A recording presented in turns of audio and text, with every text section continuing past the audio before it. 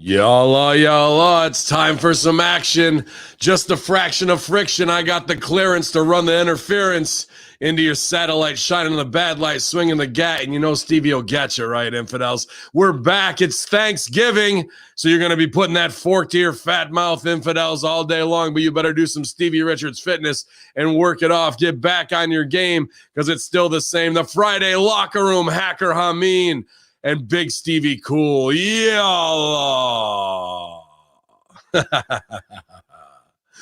Yeah, you jive turkeys. I see you out there with your extra dessert, your extra helping of green beans. What do you got? Corn casserole over there? I'm not really done with that cranberry sauce. Rolls. How many carbs did you have today?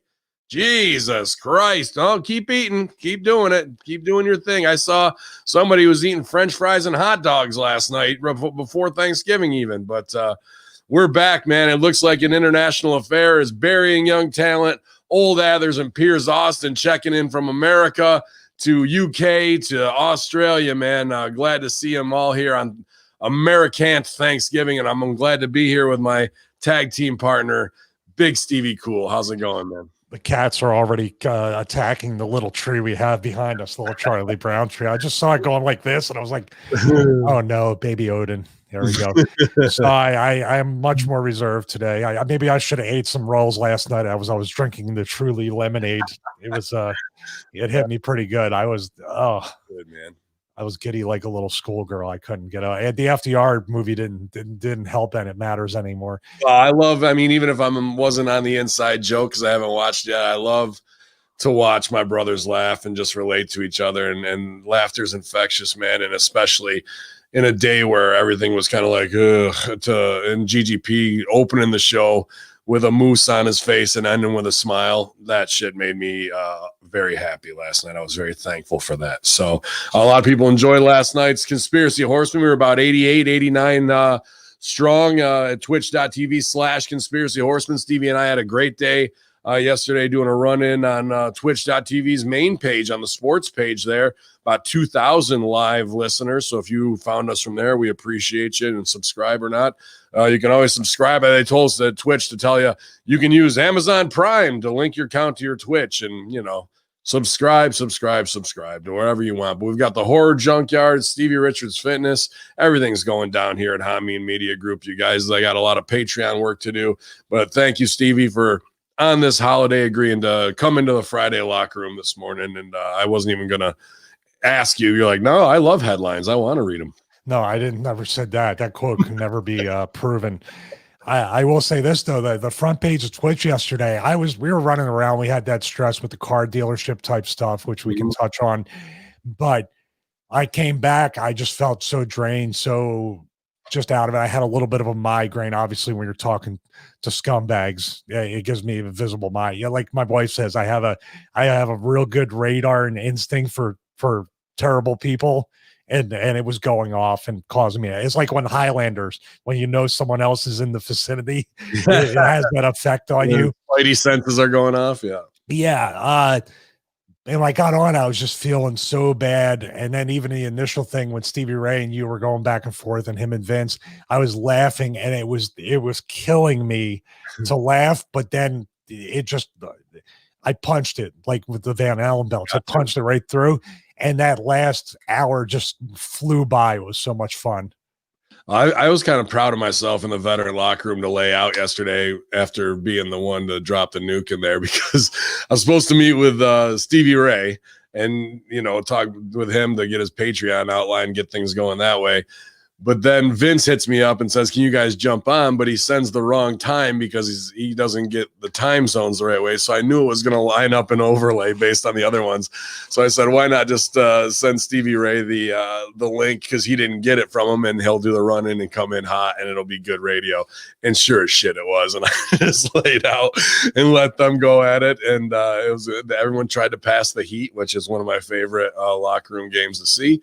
And it was a damn good time. A lot of fun over there. That hour and a half ripped right by, and I think that definitely took you out of the mood that these carny dirtbags who think they're getting over on somebody, but they ain't getting over on us ever. the fact we even have to deal with them, you might have the great sense about it, but your poker face on it probably could be stronger. Not that it needs to be, but when we get sucked into these situations, you're just like, come, dude, let me tell you who you're dealing with so we can stop this shit. It's kind of how unfortunately you can't do that because they just when you walk into the car dealers. By the way, if you think profiling in America is a problem, go into a car dealership and you'll be profiled more than you ever have been before. You can imagine, like when I haven't walked in car dealerships too many times because I hang on to these vehicles, thank God, for a long time. Mm-hmm. When I walk in, and basically when I was with WWE or on TV, it's the same way I dress today. Right. It's just an athletic shirt, soccer shorts, sneakers. What do you think they think when they see me coming? The old buy here, pay here guy, the guy with the bad credit, ponytail, spent more money on pot than he did on his dividend stocks. You know, the stuff like that. It's just an age-old type of stereotypical stuff that is going on. And I think that's more of the car dealership and the lack of ethical regulation. I'm not a big fan of regulation. I think people can make choices for themselves, but it really is out of control when you go in there and how they literally try to physically wear you down and keep you there, even with the trade-in stuff. I remember in Kansas, when I lived in Kansas, I was going to trade in the Honda, the same one I have now. And I said, hey, I just want to get a trade-in value. I want to see what it's like. I'm looking. It's a good time of the year to buy the leftovers. Dude, they pulled the old, like, we lost the keys to your car. We got to find them. And I said, oh, that's cool. I got a spare with me. I brought 2 sets of keys. Don't fucking worker. Right. I go, yeah, you guys, if you can't find them, then you got to pay to get me a new set of keys made. Mm-hmm. They were like, mysteriously and miraculously, they found them 5 minutes later. Wow. Look at what, we looked all over for hours, but since they were laying right there. There's one other thing that they do besides my wife and I laugh, besides the fact that they always put the woman that looks like a stripper in finance to try to keep your attention and try to distract you from the fact that you're getting fucked on document fees and destination fees when it's already there. Yeah. The thing that really makes me sick, and I physically want to, I can't say what I want to do because it involves a Glock, but I legitimately want to just tear the paper up when it's put on you've seen this too. The tic-tac-toe thing with the 4 sectors on it. And try to make it as basic as possible. And how much are you willing to pay per month? It's like, and you know what? People fall for it. That's the thing. These are visibly migraine-inducing works that make me angrier than just about anything in the fitness. This makes me as angry, if not angrier, than what I see in the fitness industry from people we talked about with the 3 initials and all that stuff and the fucking work that they do. But this kind of stuff here it really makes me angry because we'd all have an easier time if you were just honest. I was honest. We came to a deal. You got to make money. I'm trying to save money. Let's get to a happy medium. Give me my car, my truck, or whatever. Here's your money. See you next time because I'm coming back. How about that? That'd be nice. I don't know if they do. They probably have this in some type of step in Atlanta. But the worst part to me after sitting through it with the guy for 2 hours, and then you think it's done and you got to go into another room, and maybe it's with the stripper this time, but they want to sell you the undercoating. They want to sell you the tire insurance packet. They want to sell you the upgraded drivetrain, they're nitrogen, which is bullshit. Nitrogen in your tires. Yeah, it's all no answers. But now we got another 20 minutes. And what I felt like was a good deal, now because it's part of your corporate process, I got to go in this room and try not to get fucked in the ass while I have to evade, while I have to keep my cool and be like, oh, no, thank you. No, I think we're good with that. Maybe we'll come back and do that another time. I'm not sure of that. We'll see. We'll talk about it. Like, they're all no answers, but I have to fucking cat and mouse while I play their little game instead of being like, stop being a fucking cocksuck. I just signed for my truck. Bring it around. I don't want any of your extra bullshit. If I wanted to, I'm a fucking man. I would have told you that's what I wanted. Take this asshole worker step out of it because you kill all of your own credibility, PR, and customer service every time somebody has to go through this. Nobody wants to spend 20 to 40,000 on a vehicle to start with. So it's a shit box process, knowing that you're putting yourself into slavery unless you can pay cash out of the box. We don't want to be dragged through this fucking work for you to try to get kick-ups so you can high five after we leave and go, fuck, we fucked them. Yeah. You know, like it's all over with. I wish you would have walked right into that fucking office and given them a hello, Granny. But that's about what they deserve. I'll do stuff just to pop you. If we have to go again, I'm just going to say, yeah, you need to knock 1,000 off because I just paid for a cameo with Undertaker. I need 1,000 off. I'll start fucking with him. And the thing is, I famously, my wife understands it now, but like my in-laws probably weren't too happy because it was they're older people, so obviously it's their car salesman, it's their guy, all that whole thing that they try to play off of. That's my guy. He takes care of me, all this stuff. So he sat down because we were looking to trade in. This was a while ago, and looking to trade in our Jeep and maybe for a Toyota, and he started off with how much can you pay per month? And I immediately folded my arms and I was just like, well, what's the price? And he goes, well, how much are you comfortable paying per month? And I went zero. And I could see that like, he was just like visibly annoyed. He was like, well, what can we do to, he didn't get what I was saying. Yeah. I didn't want to make a payment. I wanted to get the price so I could pay him cash. Right. And he didn't get that. Zero per month. I'm not willing to. Well, they also want you to do that because that interest is where they bleed you a little bit more and a little bit more on the VIG every time. So, dude, they just need a fucking, you walk in, you hit the Stevie kick on somebody and then you go, let's buy a car. And then they might get it. Like, I'm just going to go in and start doing bins. I'm like, that's my goddamn money. That's my goddamn. Hey, what's that? Look at that big son of a bitch. Where's the Corvettes? Dude, speaking of bins, I got a few people that said they would pay for a cameo. I got to get signed up on Cameo, man. Like, too funny that you imagine if that is like you're making, you will. I totally believe that will become a thing. I'm down, man. I mean, or you doing Undertaker doing count. Hello, Granny. Hello, car buyer. Welcome to Billy Fusillo Kia. Do you want to put $1,000 down? You can walk off the lot with anything. That's awesome. Like I was so out of tone for 91. That's awesome. It's a decade of dominance, Granny, just like my 30 years. A decade of dominance at 2.5% interest. Oh shit, man. They're saying $100 a pop. I don't think I can get that. I was thinking maybe 25 for a Benz. You do that. 25 is fair. People might get multiple ones. I think it's a great idea. I think you should really do that today. I will. You'd be surprised. I will sign up for Cameo today.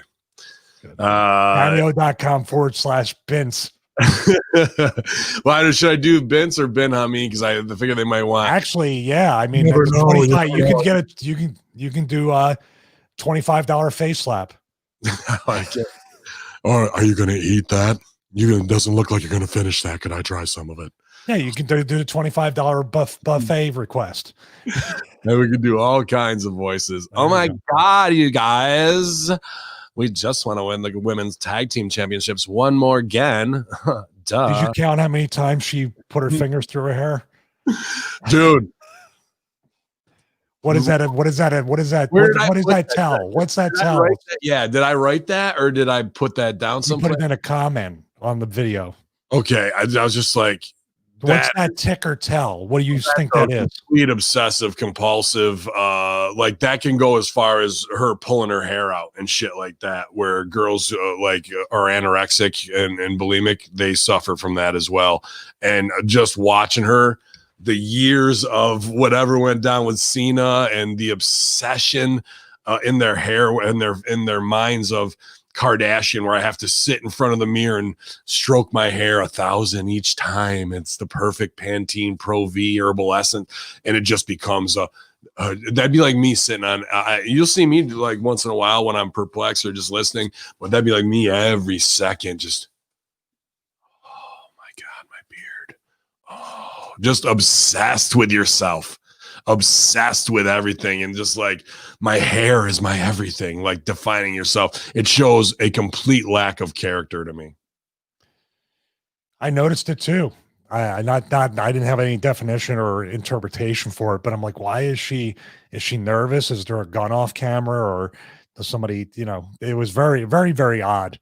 Yeah. And it's also just, that's a whole, we're going to get to it in the headlines. We're going to get to it in the headlines, because we read these, and you just gave me a paragraph where you said absolutely fucking nothing. Nothing. You could literally, and I just looked in, there's a video of Taker doing a 31-minute interview with USA Today or something about why he never broke into Hollywood. So give us more. Give us more. And win the tour at the Performance Center. Everything is dead, Ben. Everything is dead. Everything is dead, man. That Taker thing, dead man or not, career or not, that was people. We can always say that's the final blow. I quit. That was a pretty low point, and nobody's. You saw me go off and chat about it, but it's not about that. I love the Undertaker. It's about being a man in legacy. Well, Hogan, I talked before about it. Warrior and Savage, who still have that mystique about them. Yeah. Taker was right up there with them up until the past 4 or 5 times, and they're already saying he might come back for Saudi Arabia and WrestleMania. So casuals will look at that and say, well, I invested my time to get Survivor Series to get that one last time. Why am I going to do it 2 more times? And the question I had when we were on the front page of Twitch, when Vince Russo says that WWE got like a 50-50 cut of that, I'm like, how? He didn't need the money. How the fuck did they need that? You want to talk about Taker's one thing, but when WWE is showing like it's taking Polaroids at the intermission at an indie show, how far have they fallen? That's it right there. That's exactly what the equation of it is, bro. Like your top stars are now prostitutes on the corner, whoring out your characters that your audience has invested 30 years into and look at as a legacy feature. To see that pimping out from the people who are the standard bearers, it's just too much to take. It really is. Like, I know it's some bullshit over Cameo, but there's a bigger picture here. You don't do that on your 3rd retirement in the last 2 years, where you lay down the boots and hat only to have it picked up just to fucking do one more march out the boys and give them an applause to fucking, because we don't have anything creative worth watching. We have to keep flogging this dead horse of a fucking retirement that we are again gonna, it's all a rib. You know what I mean? You've burned your audience. You've boy who cried wolf way too many times. And now there's nothing left. You're just the back alley crack whore at this point. Like, you're not even the high price Vegas hooker. It's pretty amazing too, because they had the Last Ride series, and they could have actually played that on Raw and SmackDown each night, each show 15 minutes. So you have the segment 1 or whatever, or however long. You actually block out a time to do that. It will probably draw the best ratings because it's more like a documentary type thing. But once again, you're going to expose your talent. Maybe not now after Cameo, but you're going to expose your talent for not being real stars. Mm-hmm. Mm-hmm. And that's what they constantly keep doing by even bringing him back or bringing anybody back. They just look different. These look like real men compared to the kids backstage. 100%. And even then Shawn Michaels, the tiniest one of them all, looks more like a man than the people that are full time. Yeah, man. Savio Vega looked like he was ready to get back out there, man. He was looking good. Yeah. But you have to look at that, and the current fans looking like they're more interested to say, I want to go to the network or YouTube and find out who these guys are, instead of the ones that you should be investing your time into. Exactly. But who are they going to build to be a star 10 years from now when John Cena when John Cena does his 5th retirement and they got to march people out? Is it going to be, hey, it's Tucky? Well, people are like, what the fuck? It's probably going to be everybody's son or grandson. Probably. That's the only thing they have. Or Orton's son's probably going to get into it. You got Rock's daughter, Taker's son. It's just going to be like, and then they're going to recycle the characters. Can't wait. Cannot wait. 2051 is going to be Talk great. about they need a great reset, not the world. Holy cow, it's pretty brutal. We talked for VKM last night. If you guys want to check out an interesting website, the number 4 and then VKM.com for Vincent Kennedy McMahon. I think it's a CIA propaganda piece, and it's pretty fucking brilliant. I'd like to hear your guys' opinions on it.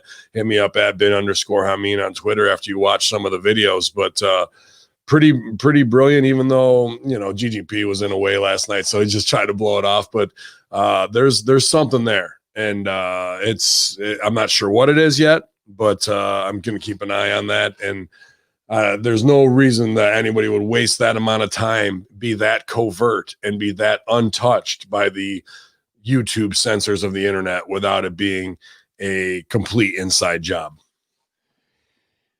I was really amazed how Sal and Papadon kind of brushed it off as nothing. I guess us as producers, as video editors, as people that create content and we know the behind the scenes, how much it takes to create that level of, like I said, it's not just iMovie and you throw in a couple transitions and filters and an opening. It is you're going into, say, DaVinci Resolve, you're going into the edit page and throwing everything together, or the cut page. Then you're going to the edit page and applying some other stuff, some other filter effects and other things and things like that. Then you're going into maybe color graded with a negative effect, like a negative film, all these different things. Then you go into the audio. Now you're adding reverb to certain quotes. You're adding certain staticky. So, I mean, this is hours and hours of work on each video. Soundtrack with keyframes where the soundtrack comes up to emphasize the visual point. And then, and you got to render it. It's like there's a lot to put in there. Each one of those videos between 4 and 13 minutes, and there's probably anywhere between 150 to 400 cuts in them. Well, think about this too, just to find the clips. Yeah, how much time just to find out where, and then what order you're going to put them in. Yeah, you have them all in a bank to take from, then do the After Effects to put the timeline May 2017. All that's in there, man. These are high level things that have my antenna going up about, okay, I smell CIA op right here. I smell some type of 3-letter, organization trying to do a propaganda shot and put something into the wrestling underground that's interesting. Unfortunately, it didn't get not unfortunately, but it hasn't gotten the numbers I think that they would have expected. But there's a lot of gematria in there, numbers and numerology with 45 and Trump. And it really paints Vince McMahon as maybe being a part of the offshoot Kennedy conspiracy of without saying like, he may be an illegitimate blood relative to some degree. And we also have Vincent Kennedy McMahon, the obsession. It talks about Robert Kennedy Jr. or John Jr. and dying, and then shows a lot of McMahon promos where he's talking deep state overthrow, New World Order things that in the span of when he delivered them during the Attitude Era, they meant something to the storyline. Now, when you look back 20 years later and put it in this timeline, sure, we can make and fit it through editing, which this guy does, but it tells an interesting story, man.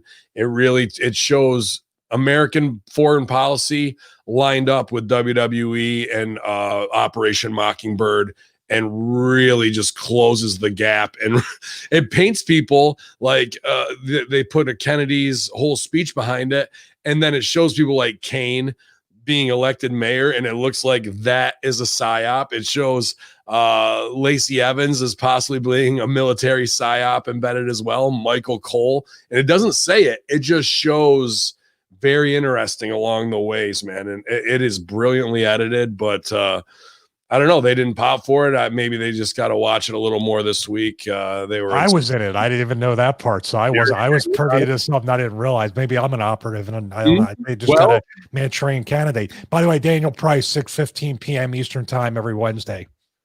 Awesome. Yes, when we go live. Cool. 7:15. I wish it was 6:15. 7:15. 7:15. Twitch.tv/Conspiracy Horseman Wednesdays, guys, and we try and broadcast most of our shows that I'm hosting. I try and do that. We also have the SmackDown Live self-help group watch-alongs. And then we're going to watch the Tyson fight because I don't want the channel to get pulled. We'll be in the Discord. So go to Hameen Media Group on Twitter, ask for a Discord link, and you can hang out with us in there on the Kayfabe, man, and not have to worry about it. What were you going to accuse me of now? Well, I think, let's put it over that it is all real, that it is the CIA op, that it is that and the other. And they do show you pushing an agenda in a promo that was pretty phenomenal, where it's the right to censor stuff. Wouldn't it even lend to Vince McMahon's genius more if he is a complete super spy psyop with his whole corporation being the circus that all types of intelligence agencies work through, manipulate, and move. But it would make Vince look even more of a genius to take his Bohemian Grove, Bilderberg agenda and then use his puppets, break it down into a simpler form, and make each one of those things into a character and push that agenda, no matter what it is, censorship in your case, FCC pushback. But that is more of a now look at it at a higher level, Vince versus the FCC and the government, deep state, and what they're trying to do. That's how this guy sets it up in these videos. And it's only a 5-second clip of Stevie, but goddamn, without saying nothing, that thought goes into your mind instantly. And to me, there's got to be a wall someplace where a creative team in the CIA sat around who are diehard wrestling fans who know what the fuck, like somebody's in the CIA who's a propagandist, who's a fucking diehard fan like we are, who's probably listening to this show right now, pay us. But fucking, they were able to take that along with the Operation Mockingbird news timeline from JFK all the way through the fucking Afghanistan-Iraq war build up, 9/11, all that, and tie it, and Operation Mockingbird, Northwoods, and tie it all in, man. There's got to be a creative room someplace with timelines on the wall where all this has to be drawn out beforehand. It's not, things like this just don't come from a producer's stream of consciousness. This is very, very well thought out 14 videos. Well, here's an interesting fact, because you mentioned Vincent Kennedy McMahon. So you're assuming that his family was a big fan of John F. Kennedy, who basically didn't come into prominence until well after Vince's birth in 1945. So this is calling him Kennedy in the middle name, lends to even going further back into some sort of deep state type thing. And was Vince Sr. involved with Kennedy's dad, Joe Kennedy, I believe his name was. Yes. Who was mafia and prohibition and all that stuff and running liquor. He was part of the whole underbelly of the criminal world, right? Throughout the 20s and 30s. Absolutely. So he's called Vincent Kennedy McMahon, maybe not so much for JFK, unless there was some sort of thing of predictive programming within the families of, hey, I have a son named John F. Kennedy. He's going to be, Kennedy. He's going to be president of the United States in the 60s. That's the plan. You should probably name your kid Kennedy, middle initial. I don't know. It's kind of weird. Or were they carnies in the South and those Kennedys were running booze down through them? Maybe there's a McMahon trailer park that goes. Maybe there's a McMahon connection that goes back before Vince Sr. in that. You know what I mean? And they show Vince's mansion in Stamford, and it's only about a quarter mile from the Kennedy compound. Well, that was up in Hyannisport or something like that. Yeah, up in Massachusetts. That's just their summer home. They live in Greenwich with the full-time home. Well, she does. Did you know Vince has like a gas station at his house? He can they deliver gas. Like, he doesn't go to a gas station to fill his cars up. He has pumps at the house. That's awesome. Please don't ask me how I know that. Okay, you come over and I was like, you can pump at my house. Who's that? Who's that big son of a bitch on the lawn? Actually, I want him out there with no shirt on, pumping my gas and pumping my ass, pal. I mean, come on, yeah. But definitely check out 4VKM. It interests me for sure. I'll put the heat on Sally and GGP to watch more, but there's a lot of things that can be cast off as like, all right, they're reaching and trying here, but there's some things you're like, ooh, okay. I think it's just our perspective from producers' standpoint. Yeah. And also, Papa Don was already predisposed to being exhausted by everything going on. We only have so much. There's stuff we like even the monolith in Utah. Instantly, like, we don't give a fuck. You're obviously putting it could be even, like I said last night, there could be a sequel to 2001 coming out, and this was just some kind of like promotional thing. We don't have time for that shit. It wasn't just, like you said, you split the stone and they saw it was put in there. It wasn't like it just been there for 1,000 years and they never saw it. It wasn't in a remote part because Diesel Dave and those guys from the Diesel Brothers stood on top of it. How hard is it really to get to? Not that bad. And I'm going to Utah in January. I'm thinking about checking it out. And it floods you should do a yoga workout and tape in front of it. On top of it, doing the tree. If I'm allowed to travel in January, let's put it that way. I already booked all the travel. We talked about that last night with your new vaccine passport's not going to be able to fly internationally, probably soon after nationally, without making sure you have that vaccine. They're not really sure they're going to test for it. So everyone's going to get an app that, go right to your phone so they can track your every step about it and get your own QR code. It's going to be so fun. Did you hear, like, there's a lot of immunologists in Ireland. I was listening to Computing Forever, this guy, Dave Cullen. We got to get him on. That Irish guy who he does, like, How Is This a Thing? Is one of the shows that he streams. Mm-hmm. Well, this guy in Ireland, the immunologist or whatever, scientist, he was like, I'll be first in line for the vaccine. And it has a low, like, risk and all this stuff. Somebody pointed out something interesting in the live chat. And this is because we're workers, we can see it. For show, for the theater of it, you see the politicians and other people getting the vaccine injection, but possibly with a retractable needle. They're not actually getting injected, but for show, it's like, look, and I'm fine.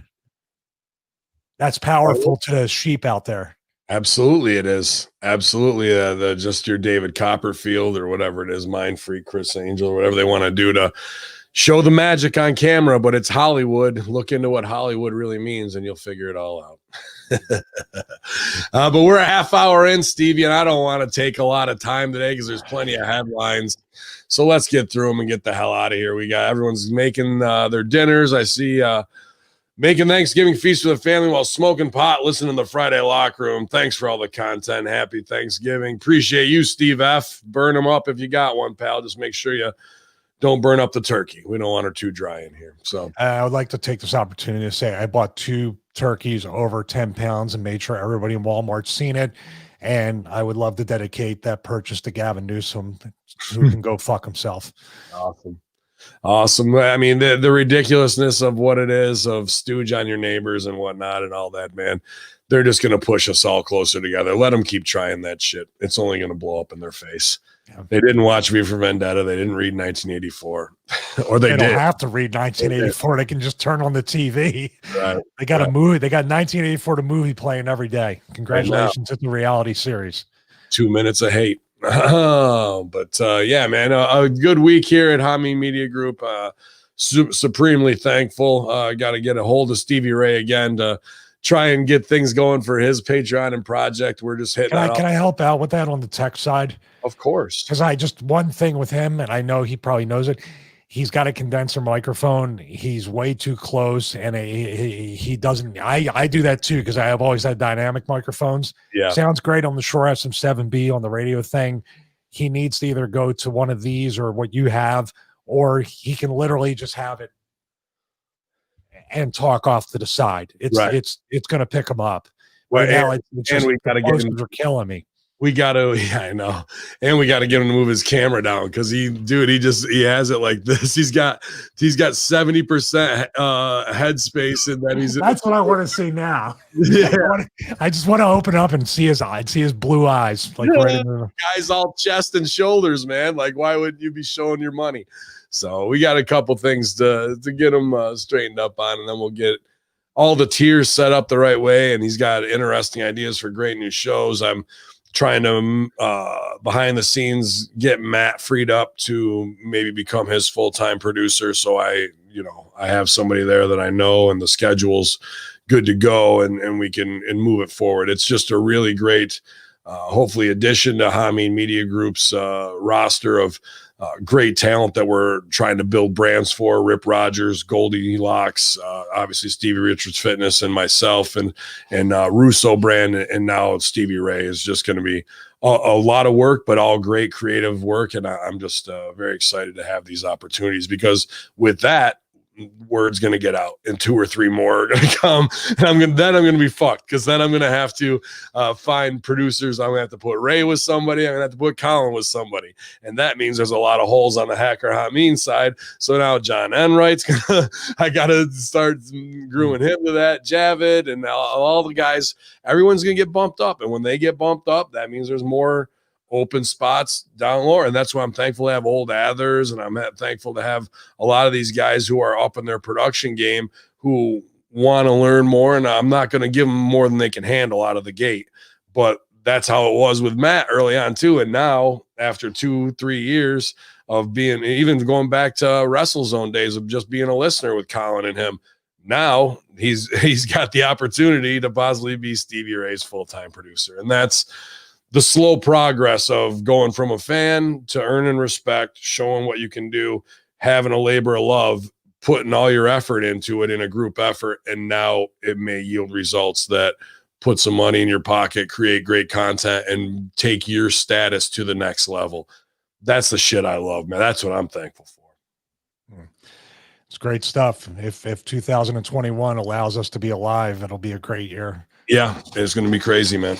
It's going to be just so much progress. I hope that nothing big thwarts it, but at the same time, you always got to say, something's coming, even if it's something out of our control or something in our personal life, a tragic loss or death or something like that. That's just the cycle of life. So you can't be too high on the positive. You got to keep a real perspective about what's going on. I do anyway.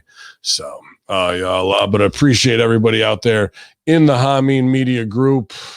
There you go, Athers. That one's for you, buddy. But yeah, a lot, man. There are headlines, Stevie. Yeah, there are. I guess there are. Oh shit. The legendary Fit Finley is back to work for WWE. He was with the company as a producer for many years.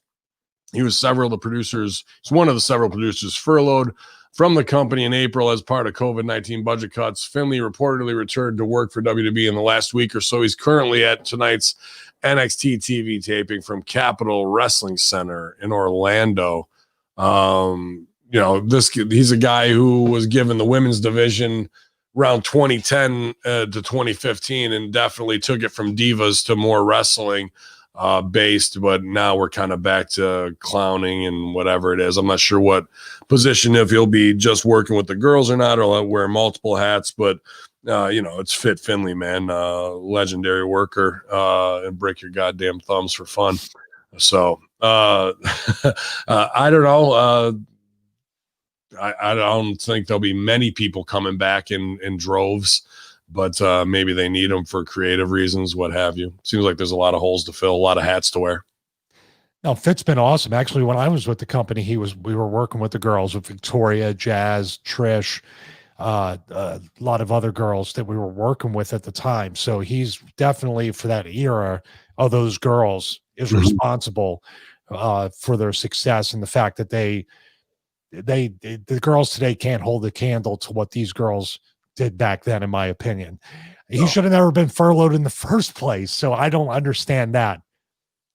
No offense against Adam Pearce or Pat Buck, But who would you rather have backstage? Absolutely. If you were going to have a authority figure role, Finley's well established from WCW. And nobody's going to mess with him. Nobody. And why would you put, not having Pierce and Buck get their camera time finally, but he would be a way more believable role. And so him and Regal running it back and forth as opposed guys with, history. That would showing them fighting, and then now their spot they're in now. Listen, here's the deal too. Here's what I see, and it's just good business. Finley obviously commands a higher salary than, dare I say, Adam Pearce and Pat Buck probably combined made what Finley was making with WWE. So it was a financial thing. So maybe he got brought back at less money.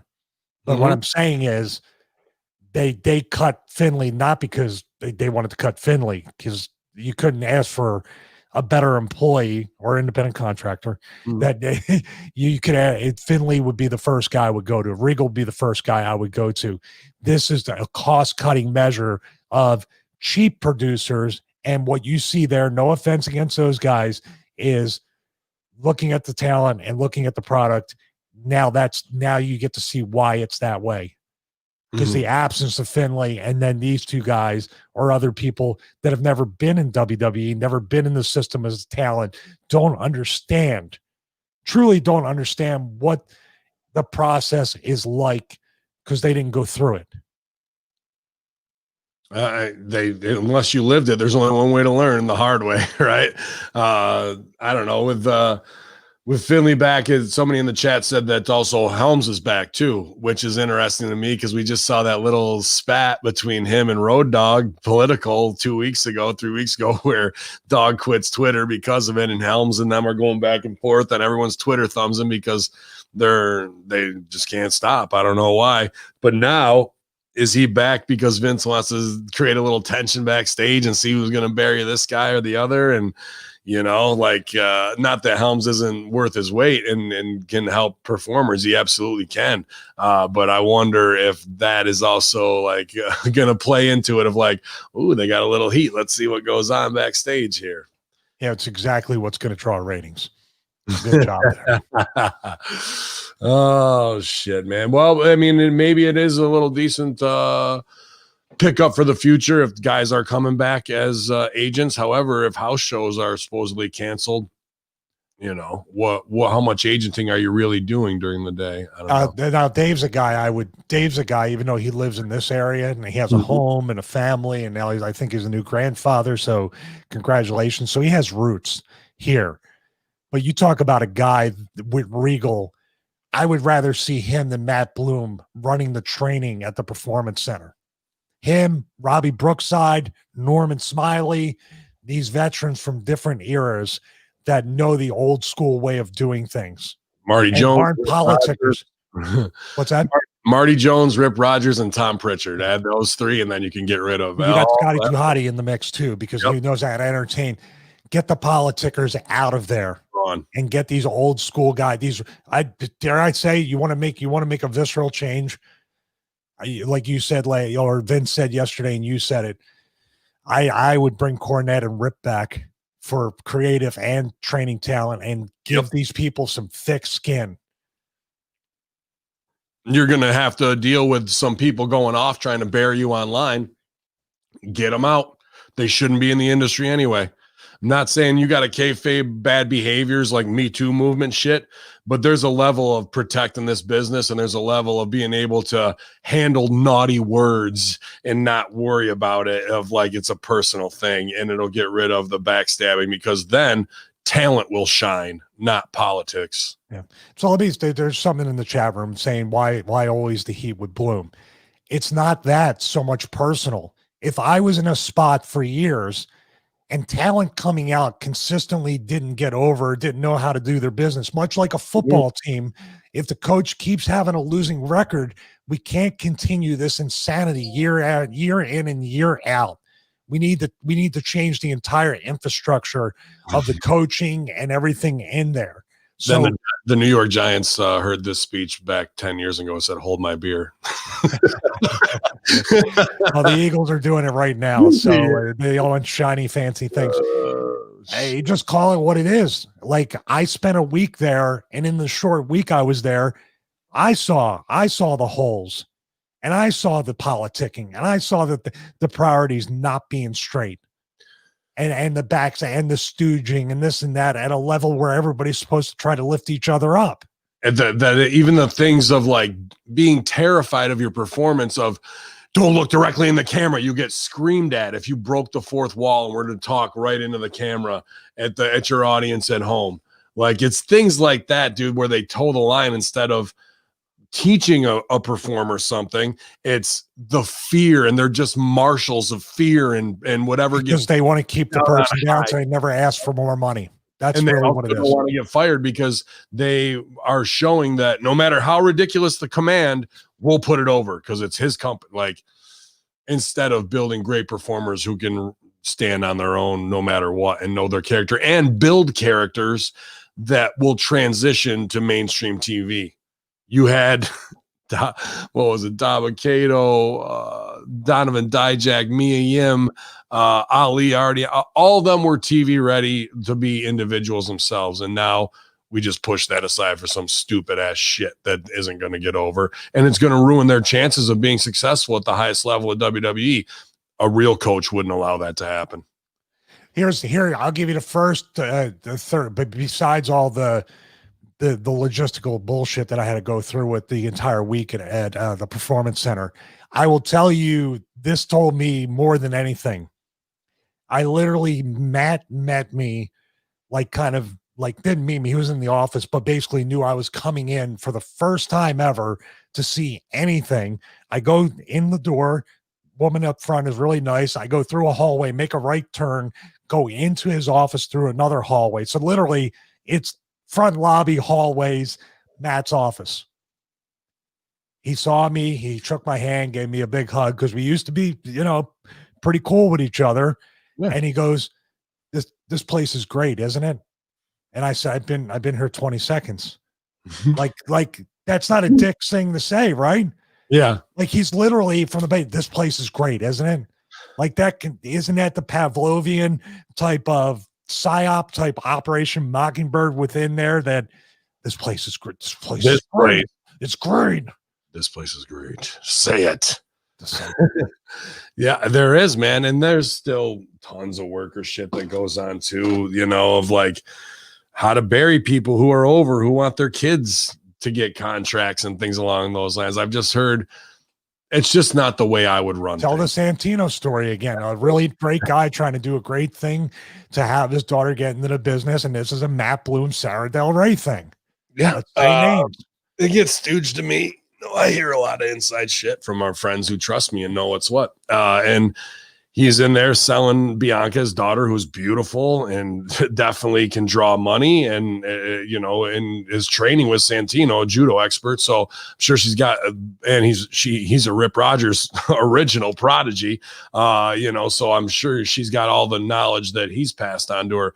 But because he's in there trying to do whatever to politic and get his daughter a job, which fine, the guy's drew money and he should get. I wouldn't even say politic because Santino's a good guy. He's trying to pitch and say he's giving the girl his stamp of approval, and he's just trying to pitch a talent that might be able to do something for them. And they're baby facing him. Oh yeah, dude, absolutely.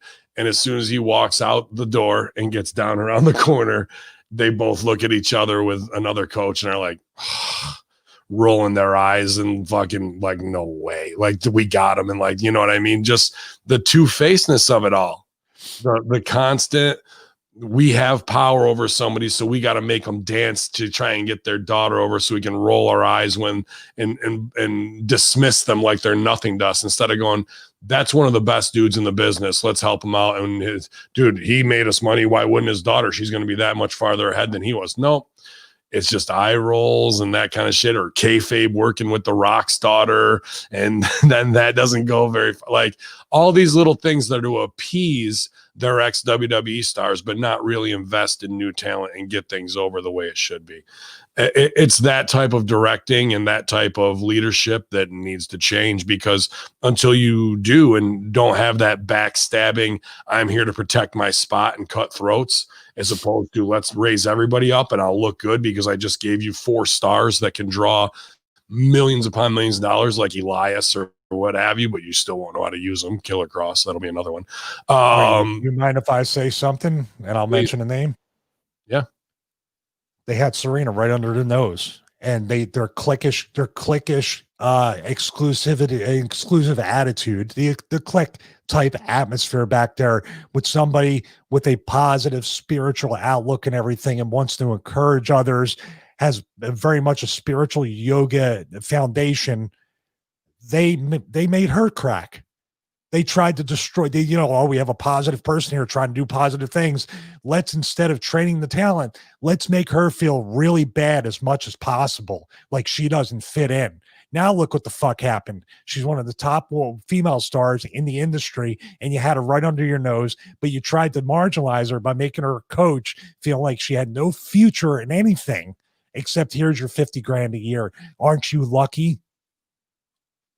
Am I off? Not even a little bit. And in fact, when it was the Mae Young Classic, it was her not nervous about being in the ring or character-wise her body. It's about the fact that we knew then they were offering her the coach job. So that was what kind of had to be faved for the Mae Young. So that was just do good business here and you'll be in the door and get these girls who are green as grass over, because we want to promote these girls.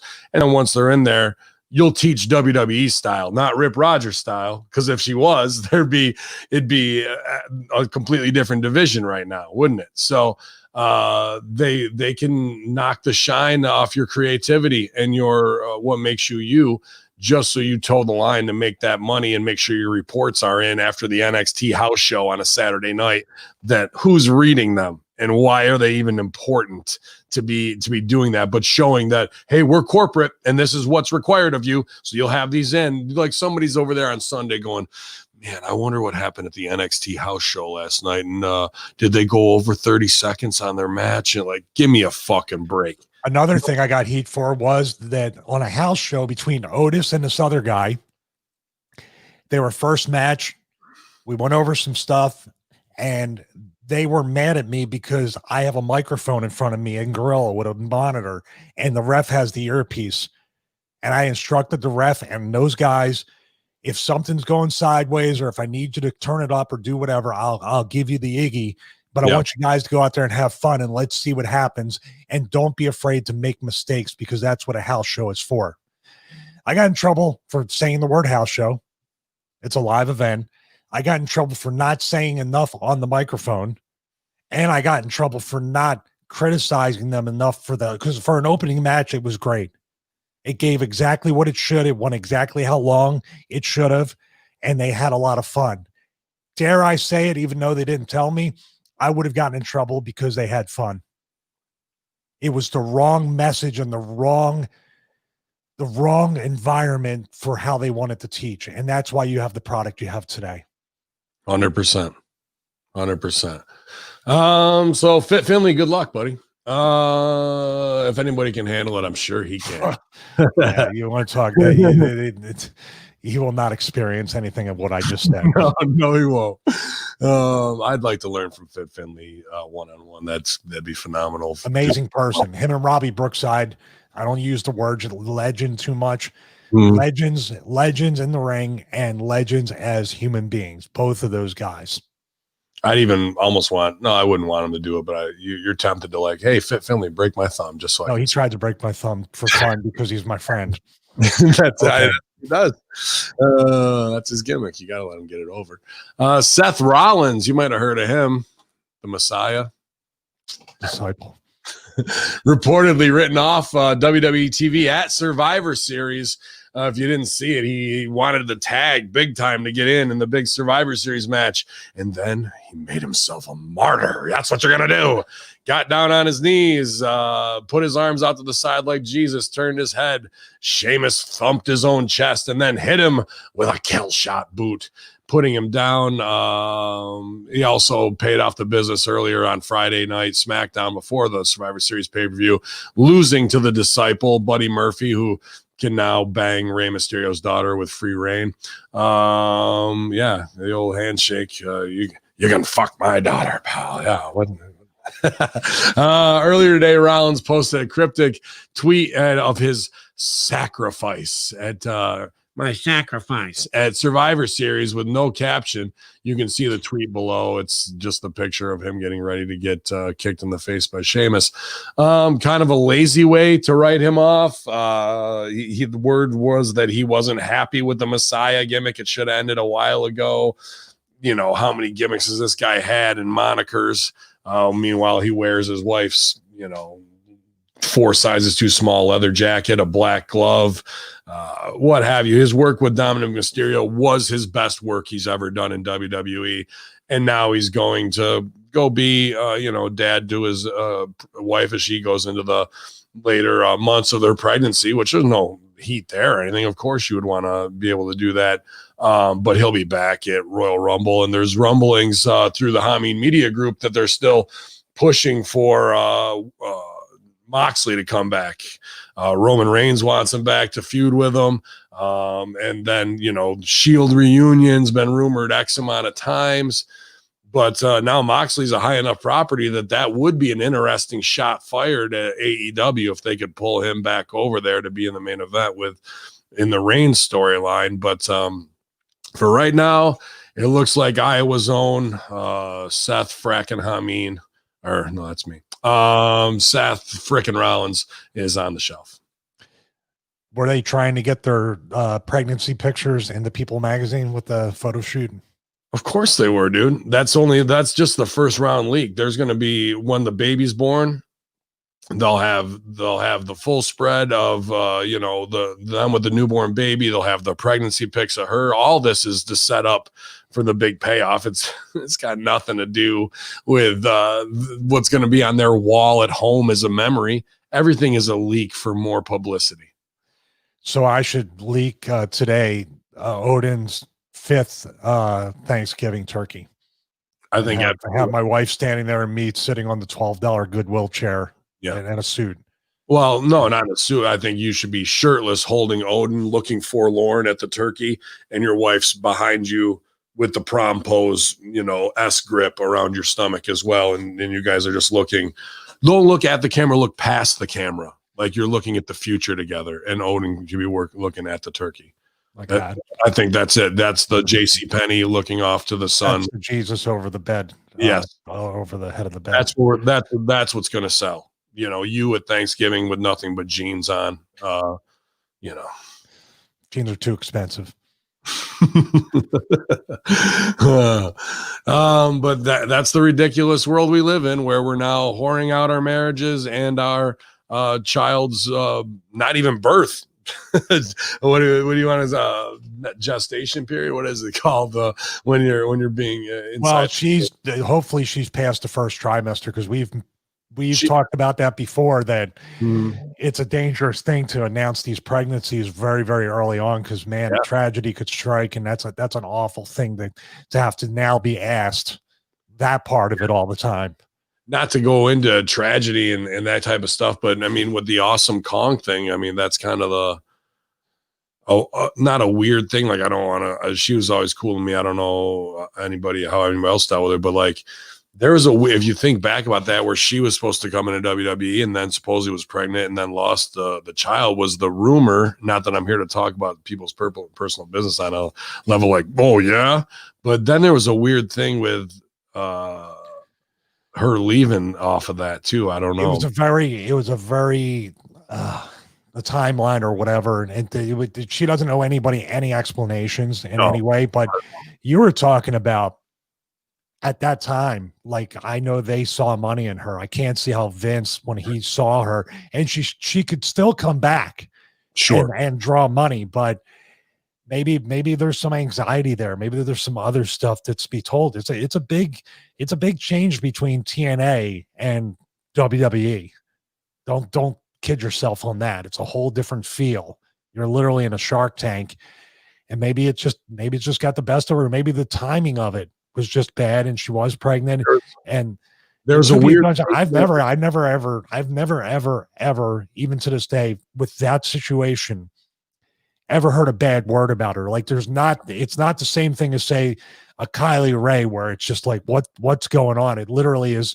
She's still, I think, someone that is probably has a future to be hired in the business if she wants to be.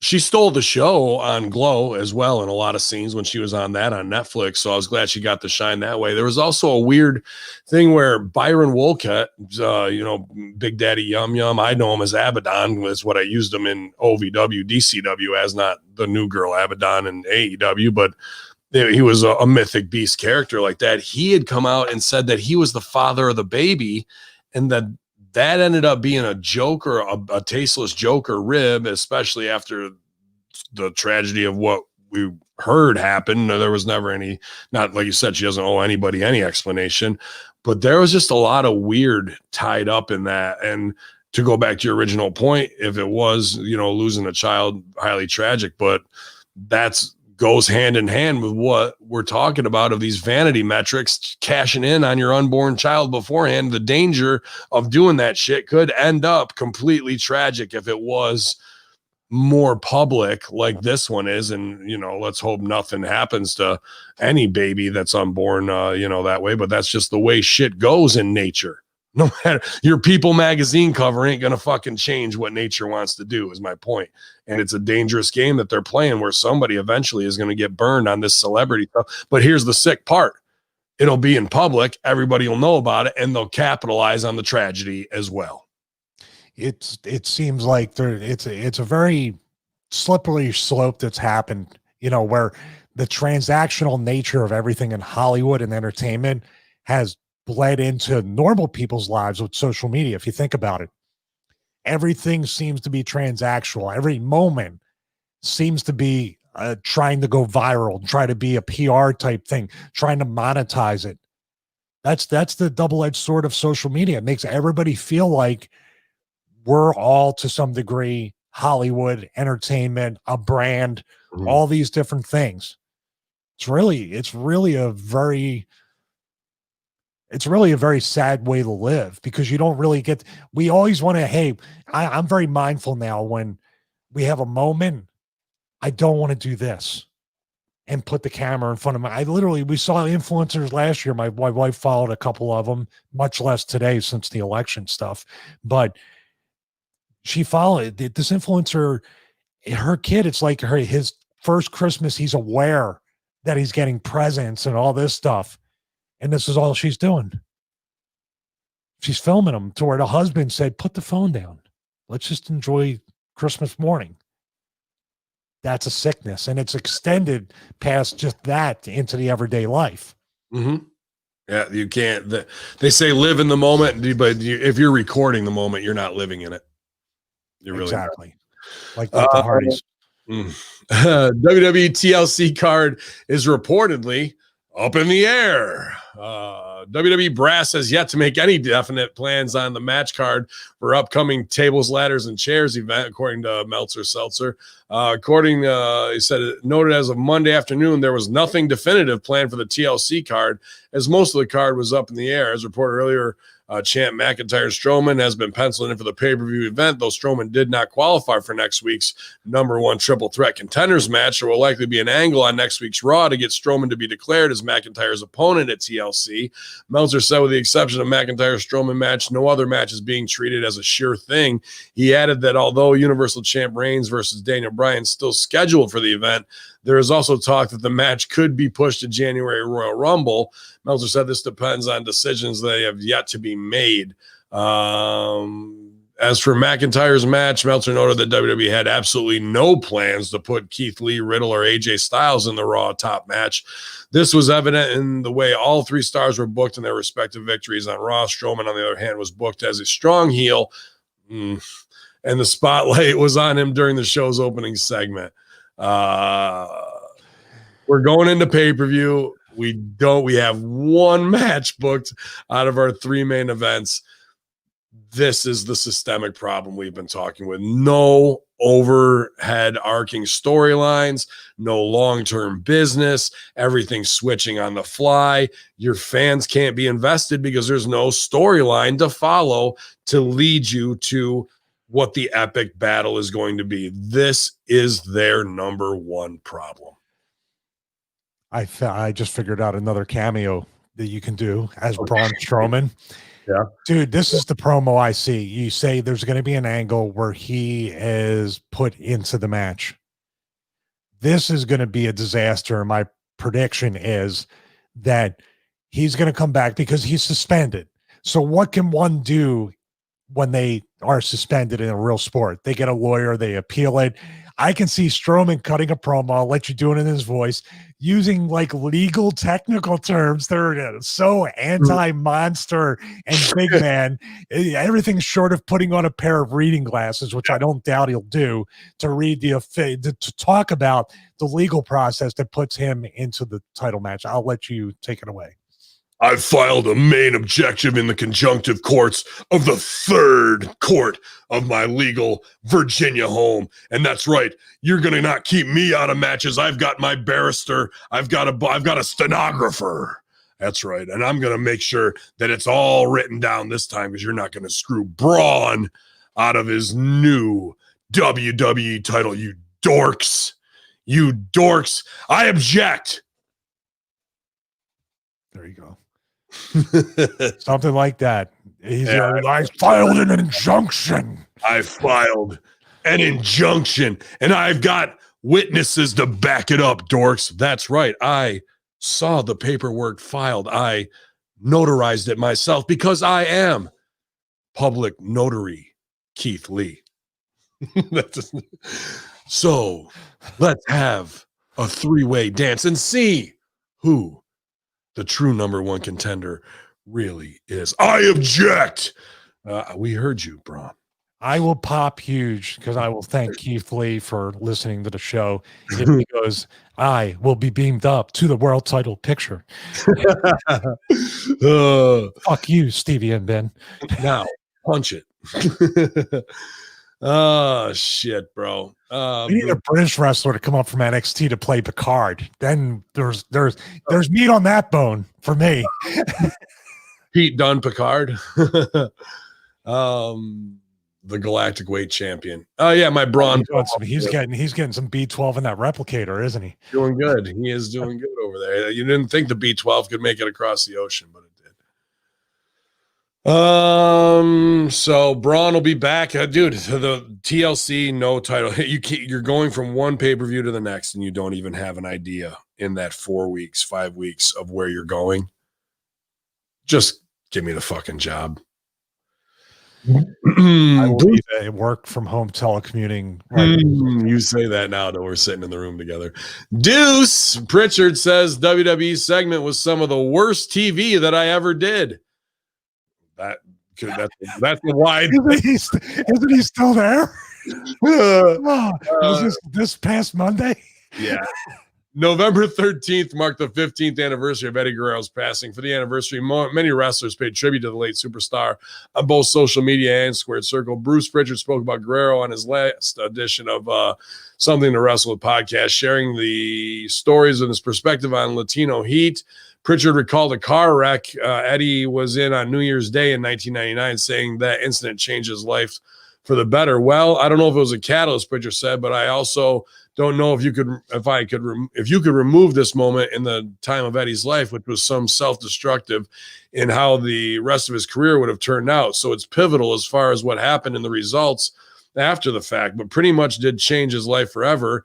And you always get sad when you see this happen to someone and you're helpless for a while when someone gets hooked on pills. I don't know where this is. Let me see. Well, let's have to do with the segment. I don't know. These are one of these fucking ultra long things. Oh, here, I'm gonna go. I don't care about Bruce, but the Eddie Guerrero story is so interesting because you talk about a guy that he wasn't at the height he was when he came back, but he was a star, and then that happened and it continued to happen. He got let go by WWE, and then went to ROH and worked his ass off and had some of the best matches you'll ever see. Proved himself once again when he had the Guerrero name.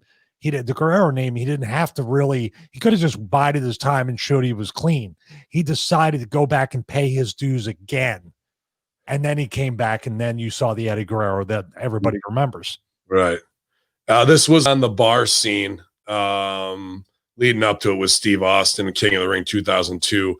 Potential plans were scrapped after Guerrero got his pink slip. Pritchard revealed that the segment between Austin and Guerrero would likely have led to sort of some in-ring payoff, but the nature of those segments were a lot for Guerrero to handle personally. When they were in the bar room doing the karaoke thing, Steve sang and Eddie was there to heckle. This was hell of an ordeal because Eddie's addictions and everything. Eddie was uncomfortable being in the bar. It was like, look, Eddie, you're either a performer or you're not. So here's a guy with addiction. Said that to him? Pritchard, I guess. He got over it pretty quickly. I think we did it in Nashville. It was probably some of the worst TV that I ever did because I don't think Steve was really into it. I don't think Vince was really into it. And I think Eddie was a little apprehensive. So it was an idea that Steve had thought was only half thought through, half thought out, excuse me. And it was a situation where Vince really wanted to do it because Steve really wanted to do it. In hindsight, I wouldn't have done it because it just didn't work. Sounds like he could have had the opportunity with a guy with addiction, and then Steve wasn't into it and Vince wasn't into it. So whose fault is it then to push through and say you're a performer? He never said I'm the one that shouldn't have said what I said, and I regret it.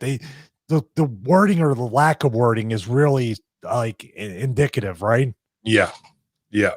Of nobody want to take it. Also, I told the story about Patrice O'Neal talking about Vince McMahon with Tiger Ali saying, please don't make me wear this on my head. My people are saying it's not, shut the fuck up and put it on your head. Get out there. Like, is that one of the same thing? Dude, I'm dealing with addiction. I don't think this is good for me, a good look for me right now. And it's not my mental. Shut the fuck up and get in the bar. You got to heckle Stone Cold. Are you a performer or are you a drunk? Which one are you? Well, I'm a performer. Well, then, God damn it, there shouldn't be any. Right? Yeah, but it's the job of the person producing the segment to recognize that it's going to be a failure, too. That there's so many elements that aren't going to make it good TV. Vince was hot on it. I'm hot on it. Steve's hot on it. Get down there. That's not what he said, though. What's that? He said Steve and Vince weren't really into it. Oh, weren't into it, but it had to go on. So let's just get it out and get through Let's get through this week. Yep. That's what it sounded like to me. Is the quote wrong, or did they misinterpret? And he's saying Steve and Vince were into it, and he had to just give into that. Like a storyline that wasn't well thought out. Nobody's into it, but it had to get done to fill in 4 minutes of TV. But at the end of the day, didn't do the right business anyway. So WWE Chairman and CEO Vince McMahon is the one who booked The Undertaker's final farewell segment, All Elite Scooby-Doo, on Sunday's WWE Survivor Series pay-per-view, according to PW Insider via Buck or Heyman. Vince was said to be hands-on with the segment all day. That's probably Buck. All day leading up to the pay-per-view. Triple H also had some input into the booking segment. For those who missed it earlier, you can click here for our report on WWE Hall of Famer Godfather agreed with fan criticisms over how Taker's goodbye segment was booked. Oh, well, so that'll make sure he's not booked again. Earlier this week, WWE producers for each match of Survivor Series revealed at this link in an updated correlation. Chris Park, aka Abyss, was not the only person to produce the men's 5-on-5, as Adam Pearce helped him. That match saw team AJ Styles, Braun Strowman, yada yada, you know it. In other production news, veteran talent Brian Kendrick has been working behind the scenes as a producer for the NXT brand as of late. I'm sure working alongside Sean there as well. So, and we talked about Helms being back. I mean, I guess the Undertaker thing. Who else is gonna? You can see Vince, the Undertaker, doing all the shakes, trying to make it 1996 again, and we're just flogging this nostalgia. Or is Vince caught in some type of dementia and he forgot that there were 2 other previous retirements? And nobody can tell him. And nobody can fucking say it's shit. Who knows? I mean, once again, you have people producing and doing things in certain elements that Kendrick's one thing, but Kendrick should honestly, unless because I know he doesn't want to be up there, the kind of personality Brian is, he wants to have the easiest, most fun that he could have, and that Raw and SmackDown is not the place to be. NXT gives you a little more freedom, and he's got Shawn there, and Hunter's seems like he delegates a lot of authority. Why would you want to go anywhere else? So, but to have Abyss trying to book, he's got a great mind, but having to book WWE talent on a WWE pay-per-view and trying to produce this, and then Pierce is helping him. Why isn't Road Dogg there trying to help? Why isn't, do you see what I mean? There's certain amounts of experience that you're going to do that. Or why don't you let the boys come up with what they're going to come up with like they should? And just sounds like it's a lot of work, man. A lot of like it's like you're choreographing the Rockettes. There's no freedom. There's no creativity put within that match. And you got to get over the spots of the Messiah's going to get on his knees and do that. And then you got to go tell these guys, okay, guys, here's what we're going to do. Seth, we know you went off TV, so you're going to be the locker room winner. You're going to get down, do this martyr thing out of the gate. Then you guys who are the mismatch dudes, you're all going to be able to get along, and you're going to go over strong 5-0 on Team SmackDown. Okay. How do you like to deliver that news that SmackDown's about to get every talent's probably like the same thing. Let's just get through this and get out of here. They're like, fine. Yep. Good.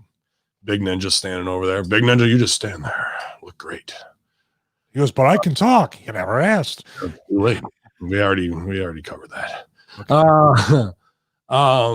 We talked a lot about this in the opening yesterday on twitch.tv/conspiracy horseman, kind of the big news of the day from every Fed, people checking in.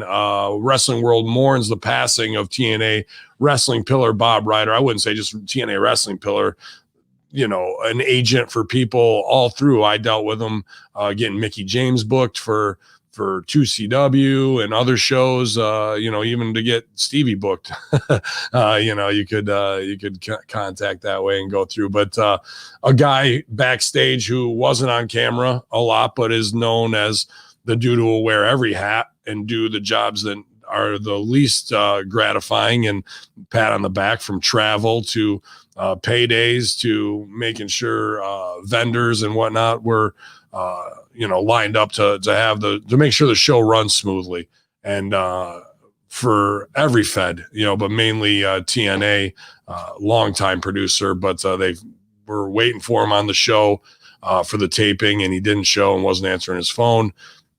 Somebody went over there. The door was locked. He'd been battling cancer, going through chemo, and when the police made an entry there, they found him passed away. So a lot of people reaching out who he did great business for and never asked for that spotlight, but as a name that's synonymous with the last 30 years with wrestling in one way or another. The only part that I just feel like, Rob's made an incredible mark on the business, everything from the live chat at WrestleMania 11, which back then it wasn't as easy to break kayfabe and do the things that Bob was able to do along with Vince coordinating it. My whole thing that I feel like, did this guy die alone? It appears like he did. He fell, and then the next day the wellness check, and that's the part that really hits me hardest, is like a guy that did so much for other people and was there for other people and made talents' lives as easy as possible, and did so many things that probably we don't even know about within the companies, that he ended up dying alone. I get it. And I'll take the other side of that too. And it's not to argue over this gentleman's passing, but I want to look at the positive side. I put in 30, 40 years in this business. It's Survivor Series weekend. Everybody's going to be talking about me throughout the week afterwards. And fuck this world, because it's only going to get worse. I'm glad to check out now before I have to see what the next chapter brings of fucking madness and or killing my business that I loved and supported for X amount of years.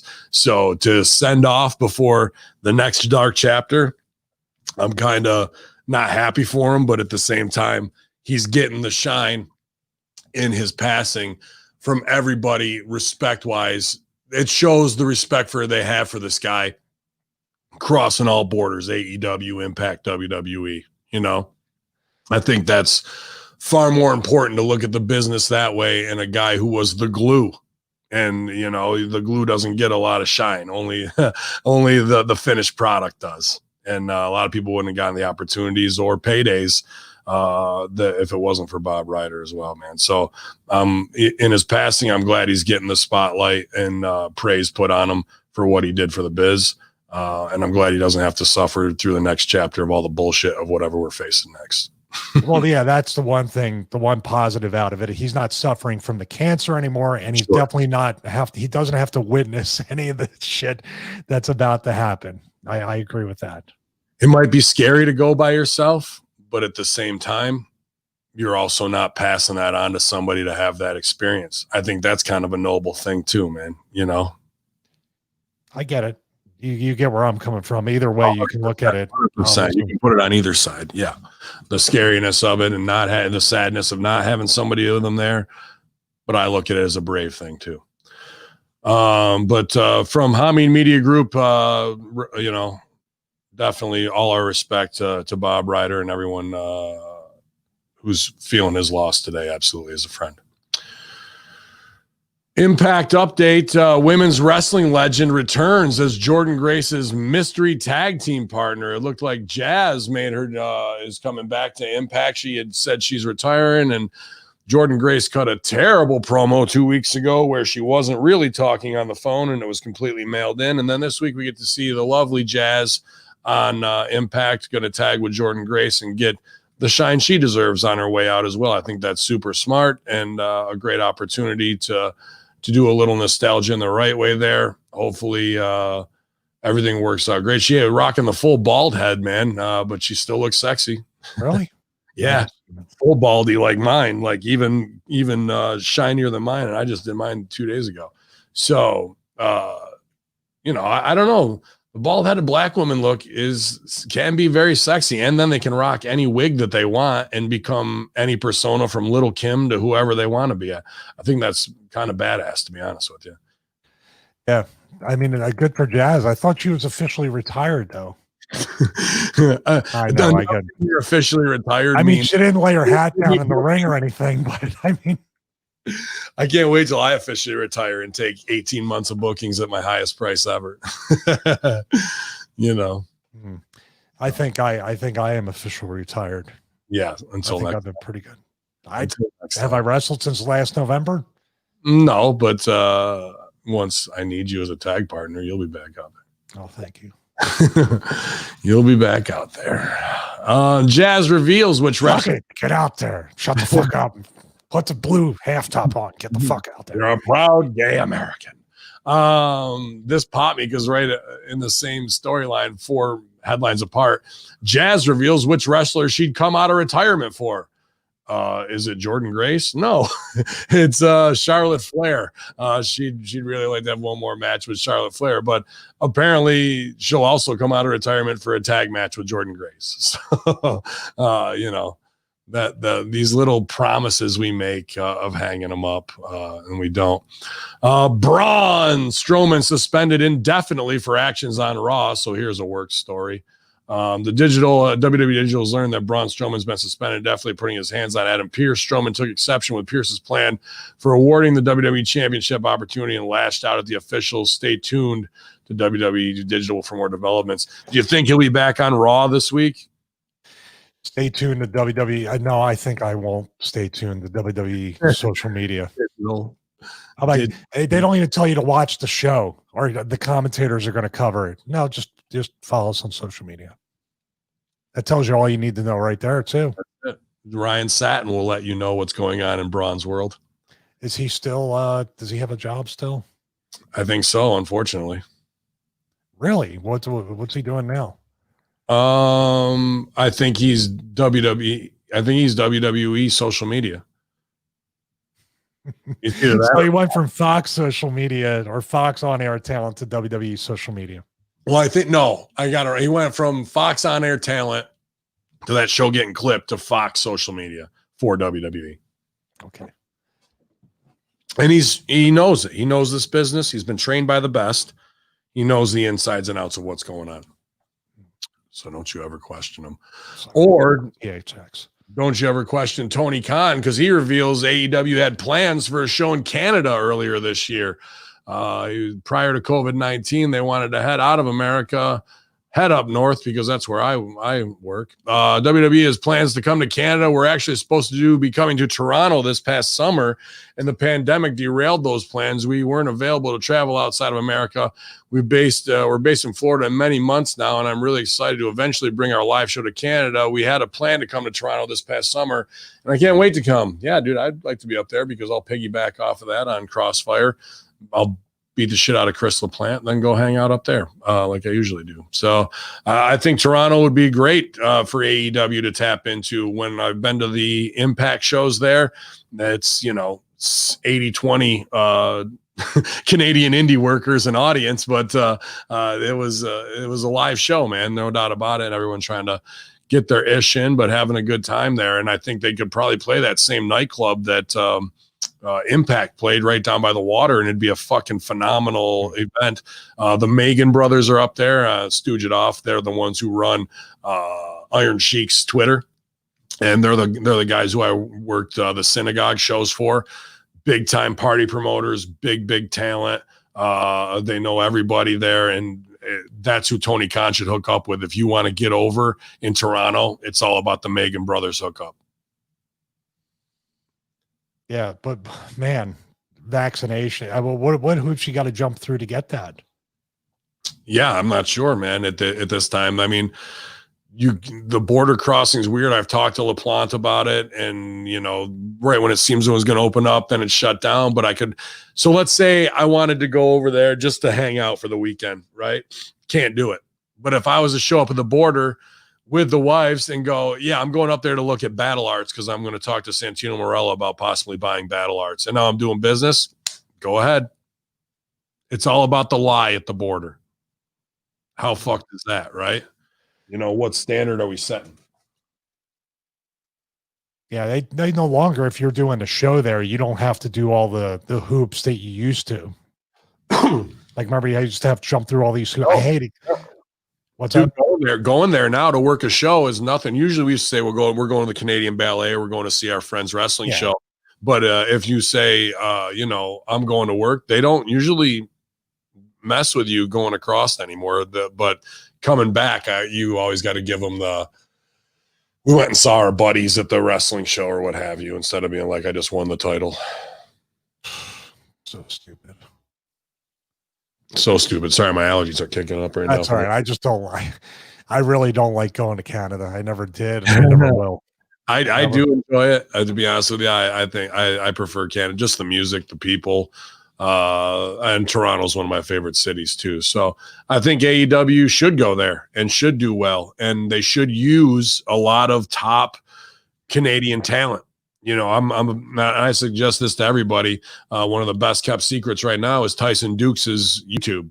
He's doing 61 days while we're under lockdown, and he's doing 61 chain wrestling, tutorials and things along those lines, which are all great fundamentals for a lot of indie workers who need a lot of work on fundamentals. And he works a lot of shows with them up there. But there's so many top independent performers. Rob Rage, Tyson Dukes, Cody Dean are up there. I could keep going on the list of people who are WWE ready, in my opinion. Rob Rage, like, if you haven't seen him and you're in Canada, you know who he is. He's fucking jacked. But he played Hogan and he played LOD. One, I'm not sure which one, whether it was Animal or Hawk, in the Dark Side of the Rings. Mm-hmm. So like, that's how fucking jacked this guy is, like Brian Cage level jacked, right? So there's dudes who are over prepared, whether it's technical wrestling, Tyson Dukes wise, and some of the people he's been training, indie guys that are coming up, or established talent that might be able to take a booking. You got the Diener, you got fucking Cyrus showing up for Omega. Why couldn't the Dieners do a little something there too, man. There's opportunity there, and I think that's smart. I have no idea why Tyson is not at Impact, and it seems to be this carrot that just dangled over him from Scott D'Amore, and he's a guy that why is he not doing anything somewhere? It's crazy. There is a weird thing there. I mean, D'Amore has been doing awesome getting himself over lately on Impact. D'Amore is going to D'Amore. Yeah. But he's saved a lot of scenes. I got to fucking put that. He's helped a lot of scenes step up. But yeah, dude, there is a weird thing there that goes back to Montreal Mob or whatever they were doing back in the day. And there's a lot of guys I know who know D'Amore and came up with a lot of promises with him. And now that he's on top, he still strings them along, or did. And a lot of those guys cut their own throats too. I don't want to mention their names. Tyson's not one of them. No, Tyson's definitely not one of them. Tyson is kind of the Bret Hart legacy, the Benoit legacy of Canada moved forward in that style, in my opinion. And he's still one of the biggest and best kept secrets. A guy who worked countless matches with WWE, who's got the Undertaker pulling him aside afterwards and giving him advice and whatnot.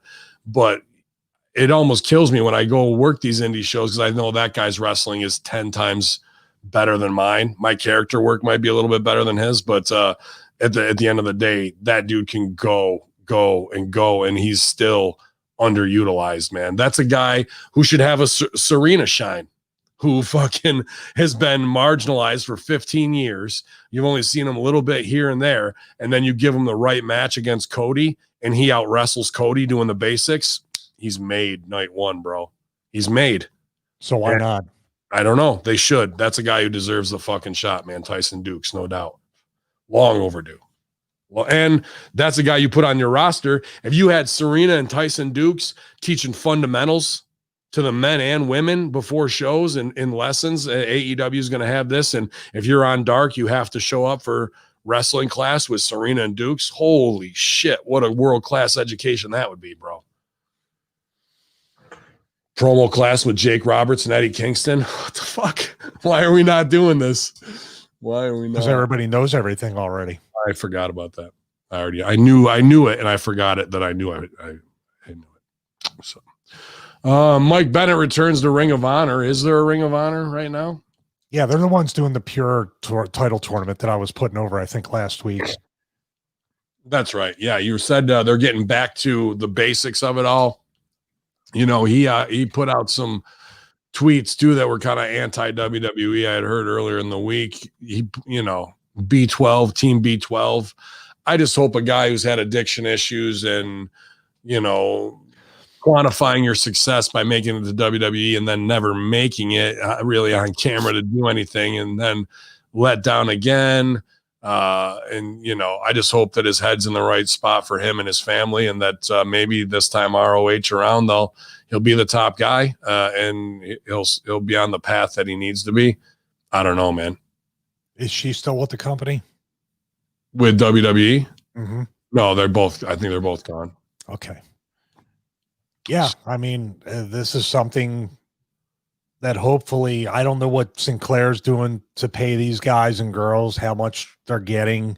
Hopefully they're getting a living out of this, because I don't know if he's going to be there for very long or if he's going to do what the EC3 did to try to get the AEW. It's a very fluid thing right now. I don't think ROH is signing anybody to deals. I don't know how much they're getting paid. I don't know what's going on. It's a very odd time. I don't have the inside scoop on whatever it was with Marty and if there's any opportunity with creative there, if they've distanced fully. The stuff with Joey Mercury that went absolutely bananas, and then he killed his Twitter with whatever it was, over 100,000 followers on it, and then restarted two other ones with less than 1,000, where he was just taking massive shots and trying to expose Jay Lethal, the upper brass, like all this type of stuff with covert tweets and stooging off private messages, and Joey kind of trying to hold on to his own reality, I guess, at that point. And then he just killed that account too. So still a lot to sort through. We're going to have an investigation. Well, where's that? What did that yield? Whose feet are to the fire? Oh, well, we got rid of Marty, but we brought Delirious back in. Okay. I want you to give a reminder to everybody about that. Yeah.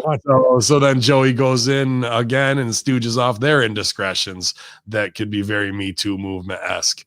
It's just like, much like WWE, I think we need a full reset here, office-wise. Why do they keep, I mean, I'm asking you questions like I'm interviewing you.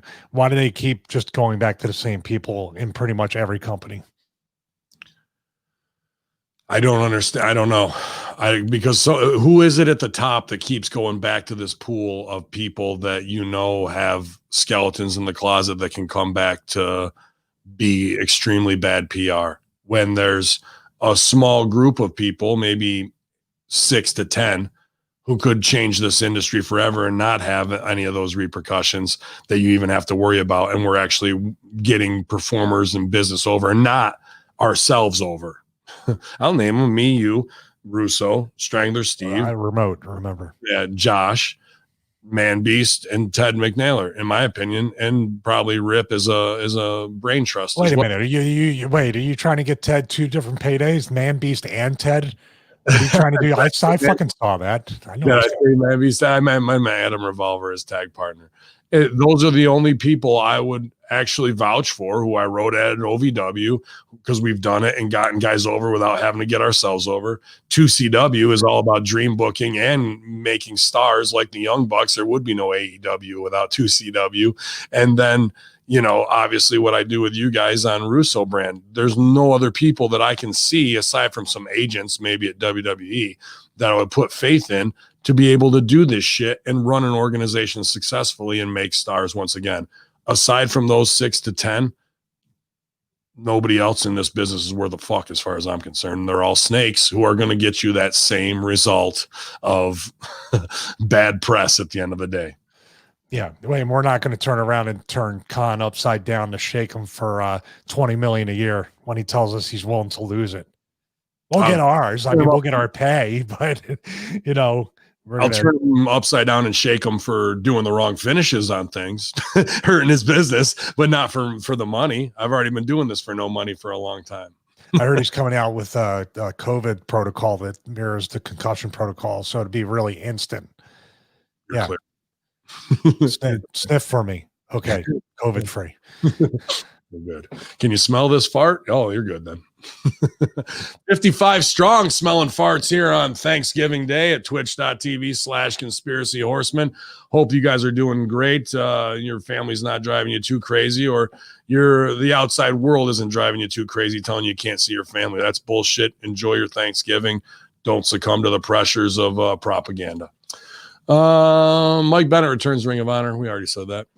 Eric Bischoff reveals what he thinks both AEW and WWE are doing wrong. He says, I'll say this is not going to go over well. Maybe certain that I get a phone call from AEW again or WWE, because I'm going to criticize them both for the same thing.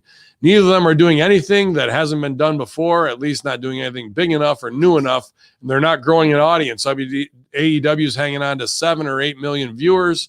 Or 7 or 800,000 viewers, not million, 7 or 800,000 viewers. Every once in a while, they'll get a little more than that. Every once in a while, they'll get a little less, but they're hanging on to the same, let's call it 800K average. WWE is barely hanging on to their audience. Their audience is deteriorating. Neither group is doing anything to revolutionize or grow the business. He's not wrong, but that's pretty obvious. We talked about this on multiple shows. I just wanted to get this out for the Friday locker room. AEW's number one war move should be to move to Monday nights. They could drag WWE under 1 million, and that would be so detrimental to them. And TNT should be in on it too, not just like knowing that it's a war move to go ahead with WWE. The entire industry is down to 1.5 million viewers total. And right now you're splitting that on Wednesday versus their developmental at 850 to 650,000. Why not do that on Monday night and draw Raw under 1 million? That's the strategy.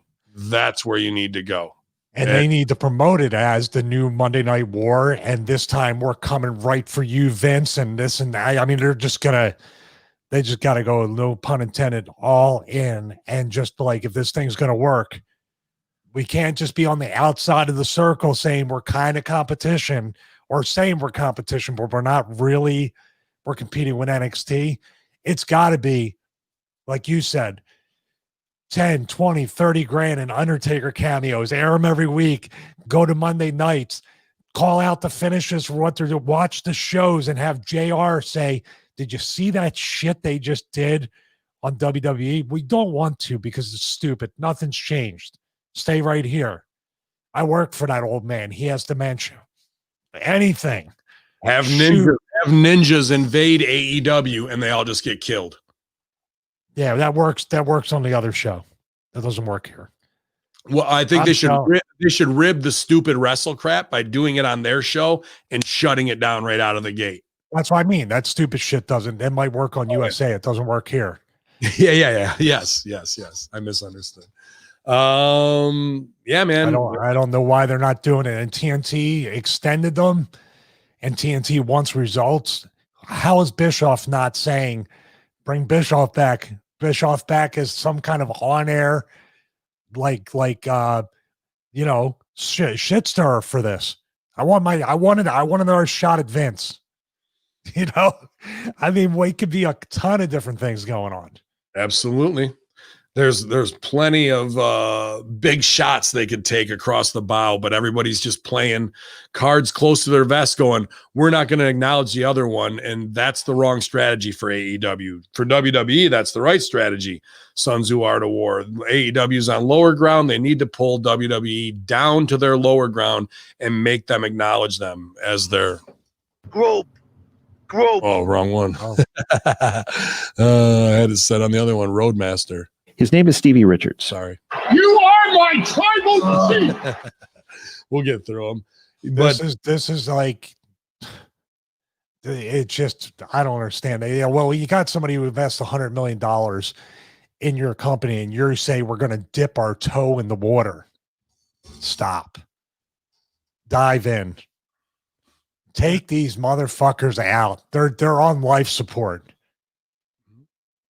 Well, that's right in the chat room. Big Evil Pop says, damn, Ben and Stevie would disembowel WWE. Absolutely.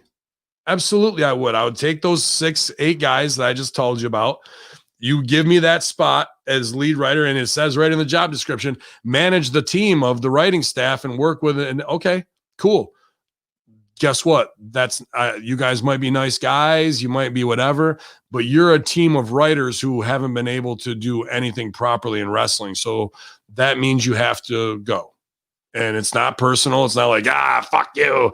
It's, these are the guys I know how to do, that know how to do it, who know how to get ratings, who know how to create controversy, who know how to write for characters and long-term storyline. Why would I waste my fucking time trying to teach people who have proven, because they had the spot, that they don't know what they're doing? David Chase in the first season of Sopranos had to fire 4 of his writers who said, you can't write to this level. I'm not here. I don't have time to teach you. Like, you need to go learn that. This is where we are at this. And I'm sorry you have to go. And he replaced them by season 2.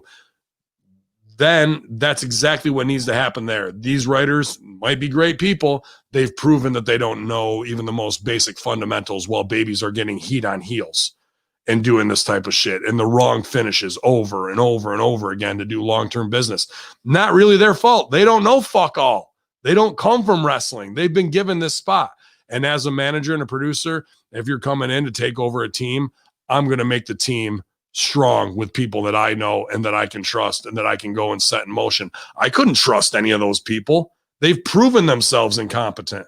And so is management by giving incompetent people the position to shine and then fail and keep them on there month after month after month after month. So would it be a disemboweling? It has to be, bro. You have to have a clean sweep. You can't go show up on the Titanic with a fucking bucket and go, now that I start bailing, we're going to get this shit back up. No, bro. We've taken on way too much water. We need an entirely new ship. It's a very simple thing. It's actually not that hard. I mean, I don't know why they make it so hard. And then you got guys with 30, 40 years in the business or more that are also not contributing to what should be happening. I don't know why Arn and all the other veterans that are in AEW aren't saying go after this guy. Are you just hedging your bets in case Vince ever asks you back? It's exactly what it is. That's it, bro.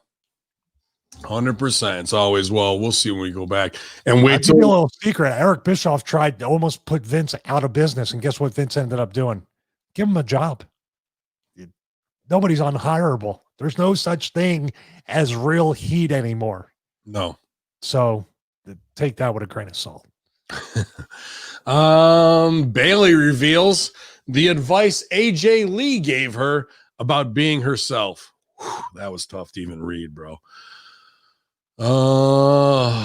That's the bipolar girl too, right? Yeah. Okay. I would say the main thing that I realized through the years was just being comfortable in my own skin and realizing that I didn't have to be a big old diva. I was so unsure of where I was going to fit, and I was sure I was getting fired in a couple of months.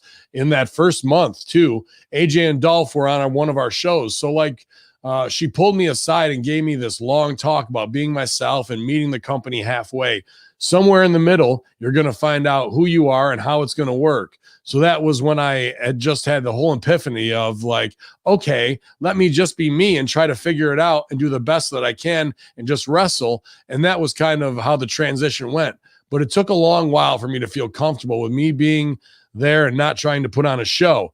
Now, when I look back, I just wish that I was me from the beginning because it took a long time, but I don't know. I would say it's been a long trial and error of me being just be yourself and you're going to be okay. And if you're not, at least you had fun being you and you weren't just under the pressure of being weird this whole time. First of all, don't tell me what to do. Okay. I know who she really is right there. Ding dong. What is Bailey's being her character? To me, it's a person that you can't connect to and is highly unlikable at this point. So no, but then she's a heel on TV, but here she's trying to appeal and be sympathetic. And it doesn't matter what I do on TV as long as I'm being real to myself and going out there and having fun. Nope. You are on TV in a coveted spot. You should be dedicated to character and character development, not you being comfortable and having fun. The segment sucked shit through a straw, but I was me and I had fun. Fuck out of here with that, bro. You that's me going out breaking Fabe, not doing Hameen, fucking my finish and going, well, I broke character, but that was kind of fun being on TV, so that was fine. I don't need any dedication and fuck the audience's time and what they think. Or should I really be studying how I can get this over and raise my performance up? No, I'm just going to meet them halfway and be me and be free and because AJ Lee, she was one of the most prolific performers of all time. Just great stuff, skipping around the ring, being 115 pounds, beating girls that could easily punch her face right off of her head. Super believable. The AJ Lee era, one of the most coveted times in wrestling. So be yourself, but meet the company halfway. Be yourself, but try to figure out how you can be what the company wants. All right, late breaking news from 6 days ago. This should help you out a lot. The Undertaker takes care of business while eating spicy wings on the Hot Ones. Sure. The 1,000 paper cuts are hitting you. Hello, Granny. I got to see what this is. Yeah, he's on Zoom with the guy eating hot wings. Good stuff. TJP reveals what he told Vince McMahon before leaving WWE during a recent interview with All Real Wrestling podcast, as opposed to the All Fake Wrestling podcast.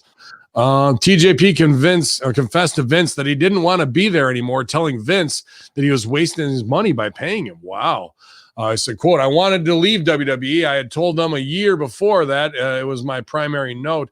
Well, my primary note was that I felt I was unhappy, but I wasn't contributing anymore. I didn't want to waste resources to Vince and to the company. And I told him, look, I'm wasting your money. I don't want to waste your time, and I'm not happy. I'm not that type of person that is complacent that way. oh wow, dude, I got to give respect for that.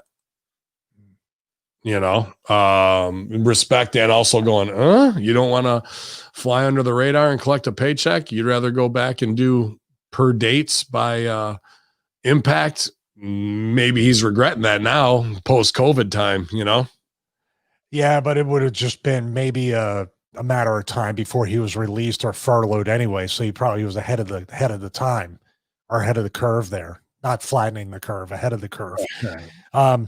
Yeah, I got to give it to him. This is a guy too. I think his story was that he was homeless at one time. There's a documentary about not so much being homeless, but didn't he come from a poor area of Virginia or something? There's something on YouTube I saw with him getting into the business or starting to wrestle, or I forget what it was, but it's a really, really, feel good story about him living out his dream, but coming from very humble beginnings. If I'm wrong about that, but that's what I remember. So for him to sacrifice that type of money and go out there and try to get himself over again, I've met him a couple times and he's always been super cool. And like they had said when he was in the cruiserweight title tournament for NXT, that he's kind of like wise beyond his years. So I don't know if that's a thing where he had to grow up very quickly. Yeah, obviously physically what he can do is unbelievable. Acrobatics. He's got that natural cool guy ability. And I've seen it on Impact lately where he's very natural and slow playing in his scene work, in his response. That's some real acting, I got to say. So the maturity level is there when it comes to it, even though he's supposed to be flashy for the video game kids. A scene with some real teeth in it, I think he could deliver on. So the fact that he would go to Vince and say that, a little delusional as a worker to cut your money off, but at the same time, big respect to say, I'm not going to sit here and flounder during my best years just to fly under the radar and do a Zack Ryder for 10 years, hoping that it's going to fucking work out for me down the road when I'm just a toy that you got tired of playing with and put back on the shelf. I'm going to go on my vision quest and do it. And I can always come back based on what I do outside of here, I'm sure. So I think a McMahon would have more respect for that than trying to play the fly under the radar, suck a paycheck. Yeah, check your messengers there that I sent you on Facebook. Take your screenshot. You should appreciate it. Oh, can't wait. Thank you very much. I really appreciate that. Go, Granny. It's the Undertaker. And I just wanted to wish you a belated, happy Alvarez's grandmother birthday. Good Lord, 91. That's awesome. 91 years of dominance, just like my 30 years of dominance. Granny, you keep doing what you're doing. You have a great Thanksgiving. And if anyone doesn't like it, tell them that you'll send the Undertaker after them personally. And they will. Rest. What did you cut it off for? Yeah. Brutal. And our final story today, the first trailer for a brand new WWE series entitled WWE Icons aired this Sunday night during the annual Survivor Series pay-per-view. It'll be a new biographical docu-series based on the trailer, which you can check out below. Looks like each episode will focus on a different legend, including Yokozuna, Rob Van Dam, Lex Luger, the British Bulldog, and Beth Phoenix, all spotlighted in the video. That should be pretty cool, man. I definitely would like to check out a couple of those. Yokozuna one, RVD, absolutely, to see some old ECW footage. The new series will arrive 2021, you guys. So that was your Thanksgiving headline, Stevie. Are you excited about the new Iconics series? I didn't know if there's any icons left. I think we covered that earlier, didn't we? I think you're right, man. Thankfully, they're not here to cut cameos or what have you, dude. Oh, an hour and 53, Stevie. I thank you. I'm very thankful that you didn't make me do this by myself today, even though I was prepared to do it and gave up some of your holiday time, man, to join us to do the Friday Locker. Those were rough headlines today, bro. All the way They around. were. I mean, there's no mystique left in the business. There's no way to enjoy something and sit back and Hollywood's dead, TV's dead, this thing's dead. Just go to YouTube and watch when everything was good, when there was people in the stands at football games and things could be more organic. We are living in a very, I don't know if this way, if this multiverse that we're in now was avoiding Planet X, but this was the trade-off. I don't know if people wouldn't have just said, don't hit that button, CERN. Don't hit the collider. Let's just do the other colliding. Yeah. Oh shit. It's a big collision day. That wiped me out in 2 hours. I was up this morning and those headlines just took it all out of me, bro. Yeah. Oh shit. But today's the day to have it taken out of you so you can kick back, put your feet up, watch some football. It sucks that Ravens game got pushed to Saturday, man. Saw McAfee say that the Ravens needed Pittsburgh, or the America needed the Ravens versus Pittsburgh, and now that sucks that it's pushed from today. So we'll keep on keeping on here at Hameen Media Group. Plenty of free shows for you guys, hackerhameen.podbean.com, and over 50 here at twitch.tv/conspiracy horseman for the Ultra Kayfabe declassified taping of your Friday locker room on Thursday, Thanksgiving. So I'm just pumped to see these numbers up. Hopefully it's from Twitch people finding us and Russo brand members crossing over to Hameen Media Group. There's plenty right now. Somebody just posted they just binged all the Rip Rogers podcasts, so I'll be working on that this afternoon to get the new one up at patreon.com/Hameen Media Group, so you guys got more to listen to, so you don't have to listen to your family talk about whatever echo chamber bullshit that they heard on MSNBC and CNN that they're trying to push on you. So you know where the real news is, the real opinions. It's free and independent media from Big Stevie Cool, Vince Russo, and Ben Hameen on all of our platforms, you guys, whether it's inspirational, sometimes religious, sometimes musical, wrestling-based, and conspiracy. There's no better place to be than our platforms, you guys, and we appreciate you being such diehard loyalists in the Hameen Media Group, the Discord for Russo brand and Hameen, and just interacting with each other, lifting each other up all the time. Stevie? Yeah, I mean, I didn't know the Ravens in Pittsburgh were pushed back to Saturday. I'm starting to feel like they're doing that a little bit on purpose to kind of spread the week out, because they know they can squeeze us a little bit more since everybody's locked down. They can watch more football. Mm-hmm. The Lions and the Cowboys, my God, aren't we lucky this year to get that? Second place Cowboys that are like, what, 3-7 or something? I wanted to burn down Detroit after, I actually have to fight Eminem after the Lions killed 3 of my parlays last week. They won big the week before, and then they were just trash. So yeah, before we go, Bovado is your place. I'm not really a betting man. Is the election called now? No, the election's not called. They haven't. Well, let me check. Because a couple didn't certify still. They were, even though Michigan certified, Pennsylvania, dude, the mainstream media isn't saying anything about any of this stuff. No. December 14th is the final day that the Electoral College and everybody, the states, have to certify the election, correct? Yes. Mm-hmm. Okay, so we still have time. Let's see here. Bet slip, open bets. Yeah. Mad parlays. Ooh, dude. Oh, did it switch around? Anything flip? It did. It just froze up while I was trying to scroll through, and did they take the money? Maybe they did, Stevie. Let's see. Hold on. Open bets. They did.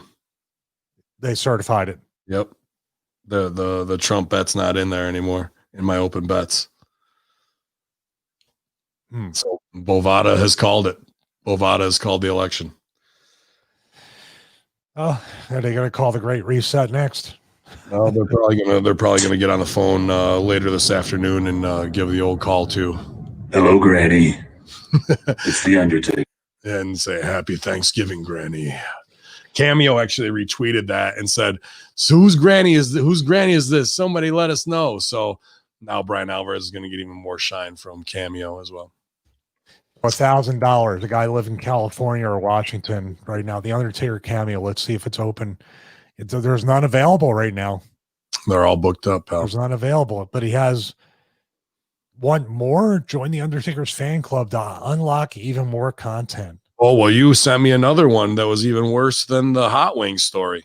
I didn't even read that. I forgot about it or blocked it out of my memory. Which one is that? What was the one you sent me yesterday that you tried to get me even more hot on? I've been sending tons. You can now sign up for a guided tour of NXT with The Undertaker. The Undertaker will take you on a guided tour of NXT. You can pay for that experience. Yes, that was the one. I got nothing after that, Stevie. I can't wait to see what today will bring. What gift it will give to me to pass along to you. But Stevie 5, Force USA, we've actually gotten tons of sales this month. ForceUSA.com, DiamondbackFitness.com.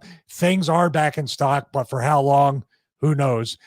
Stevie 5, Stevie and the number 5, check it out. Also, StevieRichardsFitness.com. 12 and 16-week resistance band training programs. Check it out. And also the YouTube channel, The Morning Warm-Up. Not sure where we're going to move because YouTube is YouTubing, and we'll have to figure it out. Anchor.fm got taken down temporarily yesterday. Amazon Web Services were not available because Amazon's not a big company and doesn't have a lot of servers. Those servers were down. What the fuck is going on? That's my ending. But I will be passing links along if I find anything Undertaker related. Thank you. I appreciate that. Hopefully he has a live cam so I can just watch him eat his Thanksgiving dinner. That'd be probably the best thing to do now. Sign up for that. Plenty going down, like we said here at hackerhameen.podbean.com, hameenmediagroup.podbean.com. Share all of our free content. We appreciate you guys on the street team becoming our advocates and Instagram, and interact with the community. And I'm going to do calls tomorrow night. We'll do some random calls during the SmackDown Live self-help group because I had a lot of great ProWrestlingTees.com/Ben Hameen/Stevie Richards. That's right. Pledge allegiance to whatever you pledge allegiance to these days. And we'll accuse me of being on B12 in that picture. You stick. We had a lot of great sales in the Black Friday sale for that. So that's a great way to support all the free content going on here, as well as patreon.com/Hameen Media Group. You guys are the ones who are keeping it free. For the rest of the listeners, we had a good 2 weeks where the numbers have been up. So a lot of new listeners. And if you're one of those, we thank you. You don't need to go anyplace else. You don't need to pay $12 to pundits who don't know what they're talking about, who've never been trained. We're going to give you the real professional opinion. You guys know it when you hear it because you're responding to us. Get at me at @bit_Hameen. Let me know what's going on with you guys all through the holidays. I'm going to get out in the woods tomorrow, so you may see some new gun picks coming through. So anytime I can pick up a signal. But the signal's loud and direct here from your Friday Locker Room Stooge Report. Thankful for Big Brother Stevie and everything you do here, man. Thank you. God bless you. Infidels, ya Allah. Drink your Trulies. Oh.